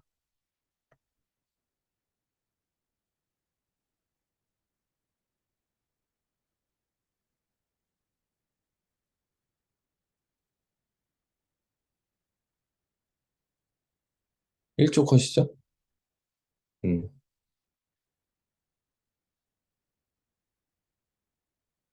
좀 무용 신발처럼 만들었죠. 그리고 지금 전 세계를 홀리고 있는 제니가, 그죠? 최근에 공항에서 룩으로 신고 나왔다는 거죠. 그죠? 그러니까 지금 바비라는 영화가 나온 것도 그렇고 디즈니가 그 흑인 배우를 썼다 폭망한 것도 그렇고 여러분이 느끼기엔 지금 어떤 변화가 있다고 생각해요? 지금 여기 보세요. 이런 드레스를 입었는데 다시 여성성을 강조하고 백인 위주로 돌아가고 다시 약간 클래식하고 모던하고 여성성을 강조하는 시대로 바뀌는데 그렇지만 뭔가 아까 말한 것처럼 청키하고 펑키한 느낌의 신발에서 그 막 꽃을 달고 나왔지만 운동화라는 어 그치 이 느낌을 이제 잘 보셔야 된다는 거 이해되세요? 그래서 계속해서 최근 들어서 바뀌고 있는 것들에 대한 얘기를 하고 있는데 이것도 고정관념에서 쌓여 있으면 계속 뭔가 기존 것들이 유행할 것 같지만 아니라는 거죠. 지금 나이키 덩크도 얘기했던 것처럼 범고래도 얘기했던 것처럼 아디다스 삼바가 유행하는 것도 그렇고 그 위에 입는 옷들이 점점 클래식해지고 노멀해지고 뭔가 톤이 다운되고 아니면 한 톤으로 가는 식으로 바뀌고 있다라는 거에 대해서 여러분도 생각해 보셔야 된다는 거죠. 그래서 우리 지난번에 했던 것처럼 한번 정리를 살짝 해보면, 맞아요. 여러분도 찾아보셨겠지만. 그동안 영앤리치가 엄청 유행이었잖아요. 시장에서. 근데 이제 영앤리치에 반대되는 개념이 이제 올드머니인데, 그동안 이제 신흥부자들이 엄청나게 탄생했죠. 그리고 올드머니를 대표하는 건 전통부자 및 명문가를 올드머니 대표 주자로 뽑습니다. 신흥부자는 중국이나 아시아 쪽에 포커스가 많이 맞춰져 있었죠. 그러니까 우리 지난번에 얘기했던 것처럼 지난 10년간 사실은 중국의 태양에 굉장히 우리가 따스한 햇볕을 느꼈던 10년이었죠. 중국인들이 뭐 한국 부동산도 사주고 한국 단체 관광도 사주고 화장품도 사주고 자동차도 사주고 핸드폰도 팔아주다가 마지막에 이제 꺾였지만 어쨌든 올드머니는 아주 대표적인 선진국입니다. 미국, 유럽 스타일. 자, 이게 그러니까 그렇다는 거예요. 이게 뭔가 트렌드가 넘어가고 있다는 거죠. 경제적으로 트렌드가 넘어가지만, 어, 지금 일본으로의 여행, 그리고 일본 자체의 부활, 니케이 지수의 사상 최고치, 그 다음에 미국과 유럽, 그 다음에 브루넬로 쿠치넬리가 유행하는 거, 그 다음에 미국의 랄프 로렌을 우리가 이제 봐야 하는 이유, 어, 그리고 호카라는 미국 브랜드의 신발이 유행하고 있는 현상, 이거에 대해서 이제 계속 생각을 해봐야 된다는 거예요. 통합적으로. 그동안 이 영앤리치를 대표하는 코인, 인플루언서, 스타트업 투자자들, 스타트업 채운 사람들, 젊은 사람들 다 이런 거였는데, 당연히 올드머니는 전통 산업에 존재하죠. 그러니까 산업군도 그동안은 얕게 빨리 변화에 능동적으로 대응해서 차려가지고 한탕 해먹고 나가는 사람들이 많았는데, 지금 그 부작용이 우리 사회에 엄청난 피로도로 나타나고 있잖아요. 이번에 무슨 롤스로이스 사건도 그렇고, 그러니까 뭐 주차 갑질 테러도 그렇고, 뭐 이중 주차도 그렇고, 뭐 차팔이라는 용어도 나오고, 막 그러는 것처럼 외제차를 타면서 인격이 상실된 사람들, 그리고 돈만 가지고 돈돈돈돈 거렸던 사람들을 혐오하기 시작하는 거죠. 점점. 그리고 마약을 팔아서 돈을 벌든, 뭘 팔아서 돈을 벌든, 코인을 팔든, 범죄를 저질렀든 했던 문제점들은 지금 사회에 다 나오고 있고, 그러니 그들이 입었던 패션이나 스타일이나 그들이 추구하던 브랜드에 대한 혐오가 생길 수밖에 없죠. 그들이 좋아하는 자동차 브랜드, 의류 브랜드, 뭐 시계 브랜드 모든 거에. 왜냐하면 걔네들이 돈 벌면 하는 짓 다 똑같거든. 그러다 보니 이제 10대들 사이에서 올드머니에 대한 저렇게 싸구려 같고 양아치 같고 나쁜 모습을 보여주는 저런 사람들 말고 선한 영향력을 가지고 선하게 돈을 벌어서 좋게 쓰는 사람들은 어떤 식으로, 그치만 그런 사람들의 패션은 어떨까, 이런 게 또 궁금하고 트렌드를 장악한다는 거지. 근데 이런 사람들은 이제 그런 걸 신흥 부자가 됐으니까 자랑하기 바빠서 플렉스한다 라는 게 유행이었잖아요. 그래서 막 TV에 보면 뭐 그 김학래 씨도 막 포르쉐를 타고 나오고 막 플렉스 한다 그러고 막 명품을 휘감고 이런 게 유행했는데, 이제 이런 거가 그런 사람들에게까지 영향을 미쳤다라는 건 거의 올 만큼 다 왔다라는 거죠. 어, 이제 그게 아니라는 거지. 이제 로고 플레이는 이제 좀 창피한 게 됐다라는 거지. 발렌시아가나 오프화이트도 이제 웬만큼 입을 만큼 입었다라는 거지. 그럼 이제 어떻게 될 것이냐? 어, 조용한 럭셔리가 유행한다. 콰일 럭셔리나 러골리스가 유행을 한다는 거지. 저도 이게 안 올 줄 알았거든요. 근데 라운드 2에서는 또 이렇게 세상이 변하고 있다는 거죠. 그래서 고정관념을 갖고 있으면 안 된다니까. 여긴 트렌드에 굉장히 민감하지만 어때요? 올드머니는 소재나 장인 정신이나 엘레강스함을 강조하죠. 그 이제 완전히 반대편에 있던 애들, 우리가 그동안 꺼내보지 않았던 종목들을 볼 타이밍이 온 거지. 그동안 막 스타트업들, 미국도 나스닥에서 막 최근에 좀 반등을 하긴 했습니다. 뭐 카바나도 그렇고 우리가 좋아했던 뭐 그런 스타트업들도 그렇고 헬스케어 기업들도 그렇고 뭐 반등하는 척했지만 어떠죠? 다시 다 무너지죠. 사실 걔네들이 지금 올라올 만한 수준이 아니라고 저는 생각합니다. 개인적으로. 어, 테슬라는요, 전통 자동차 산업에 있어요. 얘는 스타트업 느낌인 거지. 우리 그때 얘기했지만 테슬라 굉장히 오래된 회사예요. 근데 이제 그거 말고 굉장히 라이트한 비즈니스 모델을 가지고 올라왔던 애들은 또 너무 많이 빠져서 바닥에서 최근 들어서 트렌드적으로 올라오나 싶었지만, 그런 애들이 올라오니까 여지없이 막바지였고, 그런 애들이 바닥 대비해서 막 2, 300%씩 올라오고 나니까 시장 무너지죠, 다시. 그래서 다시 막 3, 40%씩 빠지고 있죠. 업스타트도 그렇고 뭐 그런 애들 보면. 음. 그런 애들이 지금 같은 경기 상황에서 벌써 치고 나가면서 돈을 벌 수 있는 환경이 아닙니다. 어. 근데 지금 한국도 그렇고 GE가 잘 되고 미국도 GE가 잘 되고 다 위에 있죠. 그 다음에 페덱스 같은 기업들이 올라오고 월마트 코스트코가 잘 되고 어 아마존이 얼마 전까지만 엄청 부진했고 그러니까 테크 트렌드, 그 다음에 IT 혁신, 이쪽 애들이 다 무너졌고, 우리가 좋아했던 뭐 올버즈 운동화도 굉장히 뭐 사실 어려움을 겪고 있고, 소비재 중에서도 비싼 거 혁신이다 했던 올라플렉스 이런 것도 안 돼서 거의 막 주가 망했고, 근데 저렴이인데 달콤한 커피였던 막 더치브러스 이런 것도 사실 그 열풍을 보고 상장하긴 했지만, 또 그런 애들은 또 약간 실적이 올라오고 메이크업이 되고, 그 다음에 엘프처럼 10대, 20대 저렴이 화장품들도 되고 이런 거가 나오고 있다는 거죠. 트렌드적으로. 어. 이거 어떻게 해석할 거냐는 여러분이 진짜 고민을 많이 해봐야 되는데, 이게 완전히 지금 축이 바뀌고 있다라는 겁니다.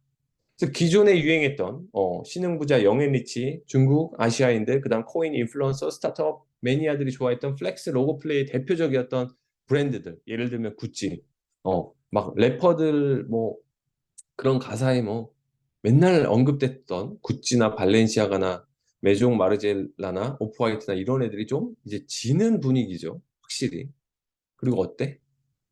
우린 이제 또 처음 들어보지만 로로피아나나 벨루티나 그죠? 막스마라, 더로우, 폴로, 브룩스 브라더스 이런 애들이 이제 또 다시 각광을 받는 시기로 변하고 있다는 거죠. 그럼 이제 여러분이 왼쪽에 뭘 넣을지 오른쪽에 뭘 넣을지를 넣어보세요 스스로. 그러니까 이건 제 판단이니까 틀릴 수 있습니다. 그러니까 저는 크록스는 약간 왼쪽에 넣을 것 같다는 거죠. 어. 버켄스탁은 어디에 넣을 것 같으세요? 어. 뭐 이런 거예요. 느낌을 가져보라는 거죠. 버켄스탁을 오른쪽, 왼쪽에 넣고 싶으세요? 구찌 막 오프화이트 이런 걸로 도배한 다음에 버켄스탁 신는다고요? 뭔가 느낌상 안 맞지 않아요? 응, 그럼 오른쪽이지. 그럼 올드머니 트렌드에 만든다는 거지. 이해되십니까? 그래서 제가 여기서 한 가지 힌트를 더 드리면, 야, 이게 무슨, 이렇게 해서 누가 수혜를 본다는 거지? 구찌 발렌시아가 메종이나 오프화이트는 좀 가고, 로로피아나 벨루티? 이런 데 중에서, 어, 단일 브랜드인데 상장된 기업이 없습니다, 사실은. 폴로를 빼고는. 루루피아나 벨루틴 다 LVMH 계열에 들어가 있고, LVMH는 사실은 파격도 있고 수혜도 있어요. LVMH도 일부는 로고 플레이를 통해서 과감한 혁신을 보였고, 일부는 아주 전통 클래식한 게 있으니까, 그냥 비겼다라고 보는데, LVMH 더 좋아질 게 없다, 저는. 제가 봤을 때는. 근데 폴로는 좀 다르지. 유일하게 그걸 현실에 가져올 수 있는 브랜드가 폴로지. 그러니까 로로피아나를 10대, 20대들이 할 수는 없잖아요. 그죠? 그러니까 이제 저런 트렌드가 가면 비슷한 유형들이 수혜를 보는데 폴로나 브룩스 브라더스 같은 애들이 유행할 수밖에 없다. 앞으로는 좀 심플하고 그런 형태로 가면 또 신발은 어떤 신발을 신을까? 뭐 이런 고민들이 이제 들어가야 된다는 겁니다. 그런 점에서 한 가지 더 언급하지 않았지만 제가 확장된 생각을 한 게 뭐였냐면 앞서 말씀드린 것처럼 소재 장인 정신 우아함이었잖아요. 구찌 발렌시아가 마르종 메리지라고 오버화이트가 막 소재가 좋고 뭐 그렇지 않았잖아요. 장인 정신을 따지지 않았고.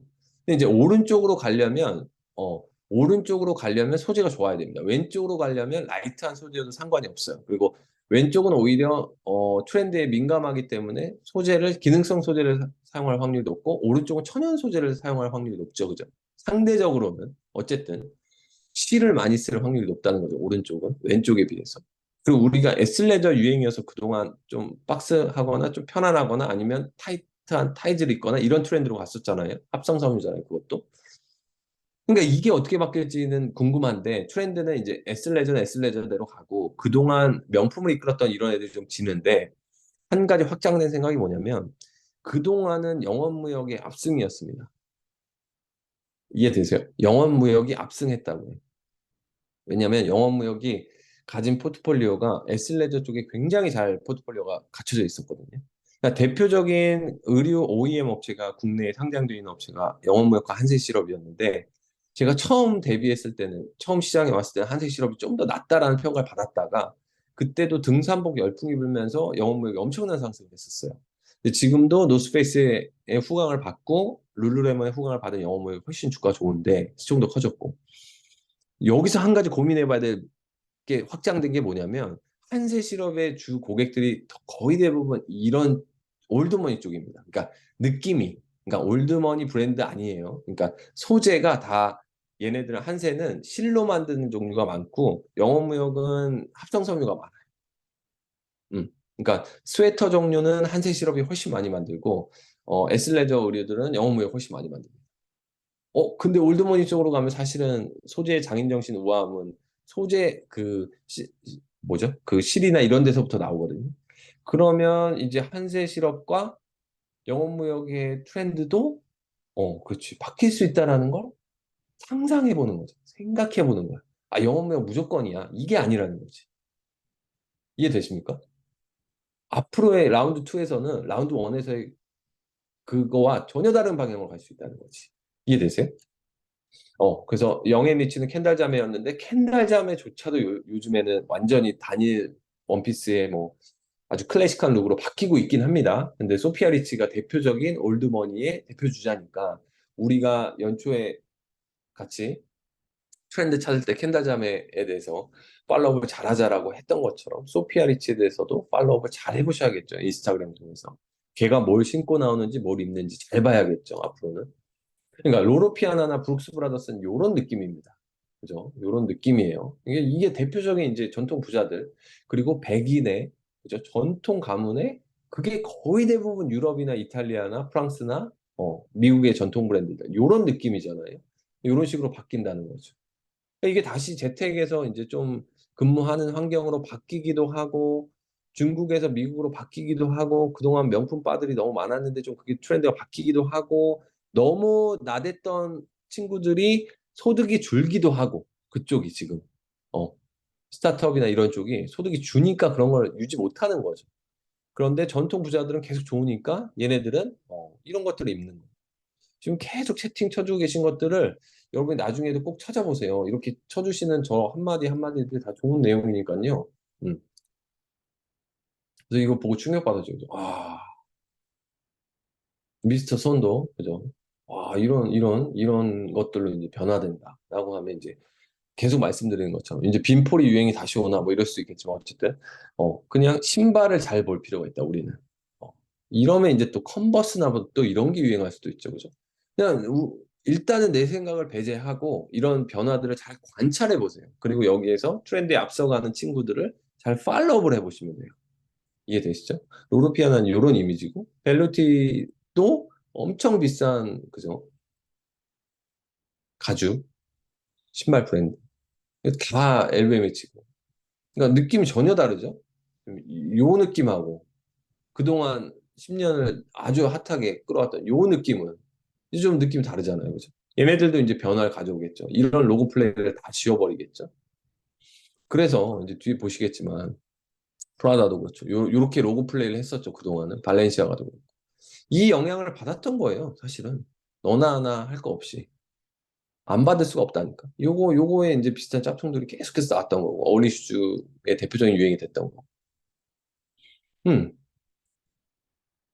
자, 그래서 오른쪽에 보면 이제 심플하고 편안하고 여유롭고 느린 어, 화려하고 과하고 빠르고 불편한 이제 여러분이 투자하는 브랜드 또는 투자를 고민하고 있는 브랜드가 있다면 왼쪽에 넣을 건지 오른쪽에 넣을 건지 이제 생각을 해보고 이제 이 지금의 상황은 여기에서 이쪽으로 좀 넘어가고 있다는 느낌을 생각하면서 투자를 해야 된다는 거죠. 어, 크록스는 어디에 넣고 싶으세요? 이런 거예요. 크록스를 어디에 넣고 싶냐고요. 음. 아니면 뭐 예를 들면 뭐 프라다 어디에 넣고 싶으세요? 이런 거죠. 셀린느를 어디에 넣고 싶어? 발렌시아가 어디에 넣고 싶어? 어, 오프화이트 어디에 넣고 싶어? 어, 이랬을 때 여기가 좀 작아지고 여기가 좀 커지고 있는 추세로 변한다면 이제 나는 여기에 있는 애에 대한 포트폴리오를 어떻게 가져갈까? 라고 보시는 거예요. LVMH는 워낙에 많은 브랜드들이 있기 때문에 일부 로고 플레이를 했던 이런 애들이 타격을 받을 수 있겠지만 벨루티도 있죠. 로로피아나도 있죠. 근데 사실 워낙 고가긴 해서 근데 이제 전체적으로는 이제 사실은 성장률을 맞출 수 있을지 모르겠지만 어쨌든 유지는 할 수 있을 거라고 봅니다. 얘네도 쉽지 않을 수도 있고요. 음. 어떻게 변할지 이제 보자는 거죠. 그러니까 워낙에 포트폴리오 잘 해놓긴 했죠. 근데 반면에 키링은 좀 약하죠. 왜? 로고 플레이가 너무 많았지. 상대적으로는. 그래서 키링이 훨씬 주가가 좀 고민이 되죠. 이러면 LVMH랑 비교해서. 그래서 이제 최근 한 3년, 4년을 봤어요. 저희가.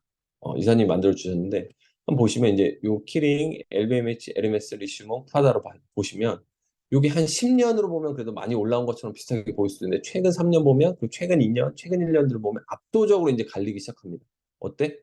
어, 누구야? 역시 1등은 1등이지? 안 오르는 것처럼 보이고, 재미없는 것처럼 보이지만, 변동성도 오히려 더 큰 것처럼 느껴지지만, 에르메스죠. 탑은 에르메스야. 결국은 로고리스로 가고 편안함으로 가고 뭐 어디로 가고 어디로 가더라도 에르메스는 타격이 없지. 이미 에르메스가 그걸 추구했으니까. 에르메스로 힙합 하면서 자랑하거나 이런 애들은 없었잖아요.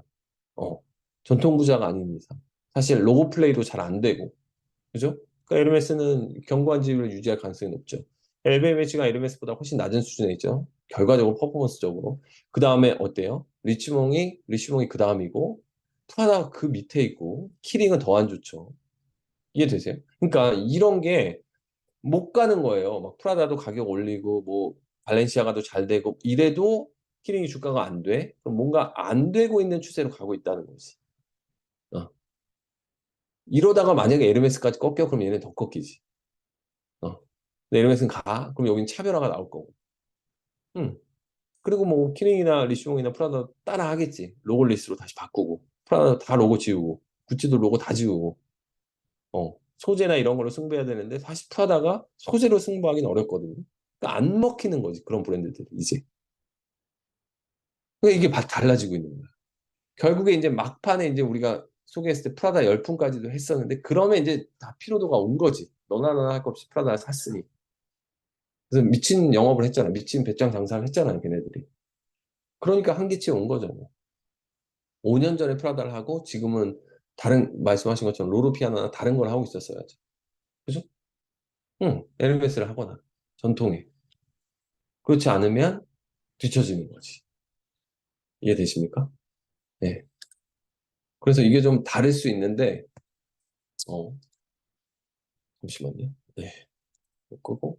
네. 이해가 되세요? 음.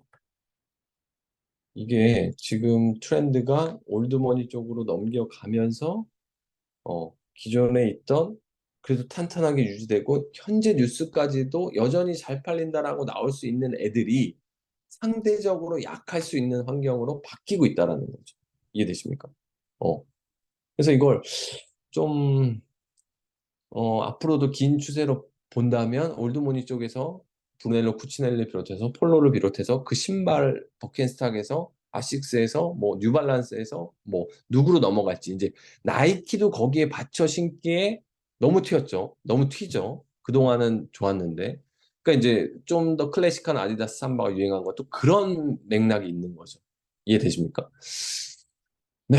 그래서 오늘 이런저런 얘기들을 많이 했지만 중요한 건 트렌드가 좀 바뀌고 있고 우리가 5, 6개월 전에 얘기한 것들이 이제서야 퍼포먼스로 하나씩 하나씩 나오고 있고 지금이 시장이 꺾이느냐 안 꺾이느냐에 대한 문제는 우리가 투자하거나 우리가 주도주라고 생각했던 테마들이 좋은 실적을 발표하고도 주가 못 가거나 아니면 나쁜 실적이 나왔다. 그러면 당연히 안 좋은 거다. 그러나 그렇지 않다면 시장은 단순 조정에 불과할 가능성이 높다라고 생각하시고 다른 거 신경 쓰지 마시고 또 현생에서 많은 것들을 또 관찰하시면서 트렌드를 찾아보시는 게 여러분의 수익률을 훨씬 높은 기여를 할 거라고 생각합니다.